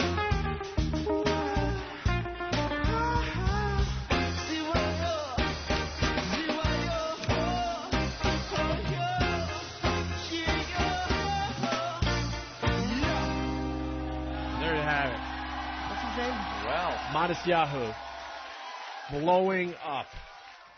Good. I'm surprised that XM's not playing this. Oh my God. It's not in the computer, or you finally found it? Oh, you found it? All right. All right, good. They're on top of it. So, a little taste of Modest Yahoo. End the show today. Let's say hi to Rob on Long Island. Rob. Yo, what's going on, guys? How you doing? Man. What's up? Yeah, I learned that all Jimmy's dad wanted for Christmas was a Harry Potter movie and some lubricant. Ah, very good. Punching out. Let's say hi to Kara from MySpace. Kara. Hello. Hey, Kara. What's up, guys? Hey. I called in to do Guess What's in My Pants, but it doesn't sound like I have any time. No. Can you call us tomorrow early? I can. All right, maybe we'll start the show off with you tomorrow, all right? Sounds good. What's in my pants with Kara tomorrow on the Opie and Anthony Show. Thanks, Kara. Let's go to Prozac from whackbag.com. Prozac. Hey, gentlemen, I learned Oak visited Brokeback Buffet, and that Aunt believes in the ideology of World War II Germans. Heil Hitler! Josh from Wisconsin. Josh. Hey, what's going on, guys? Hey. I learned today that the retards have teeth like a garage door. That was a great line. Yeah. Just take it easy. All right, and the listeners were very good today. Let's say hi to Joe in Jersey. Joe. Yo, guys, I've seen Modest Yahoo. Yeah. He played in Tennessee at Bonnaroo, and everyone goes crazy for him. The dude he's insane. It has a good beat, or I mean, there's something going on that just is very catchy there. Everyone played with him, too. Like, he was everyone's guest, like, throughout the whole festival. So. Where did he come from? He just came out I of don't nowhere. know. It seems. I'm gonna guess Brooklyn. All right. Later. Thank you. Let's go to Nick in South Carolina. Nick? Hey, I learned that Madanachu, he's not as good as Gangsta Fag, but at least he won't wipe his dick on your toys. Punch it out. All right. Kids' toys. Well, that was a lot of fun. Big hi to all the brand new XM listeners. We'll see you guys tomorrow. This concludes our podcast day. The Opie and Anthony Show.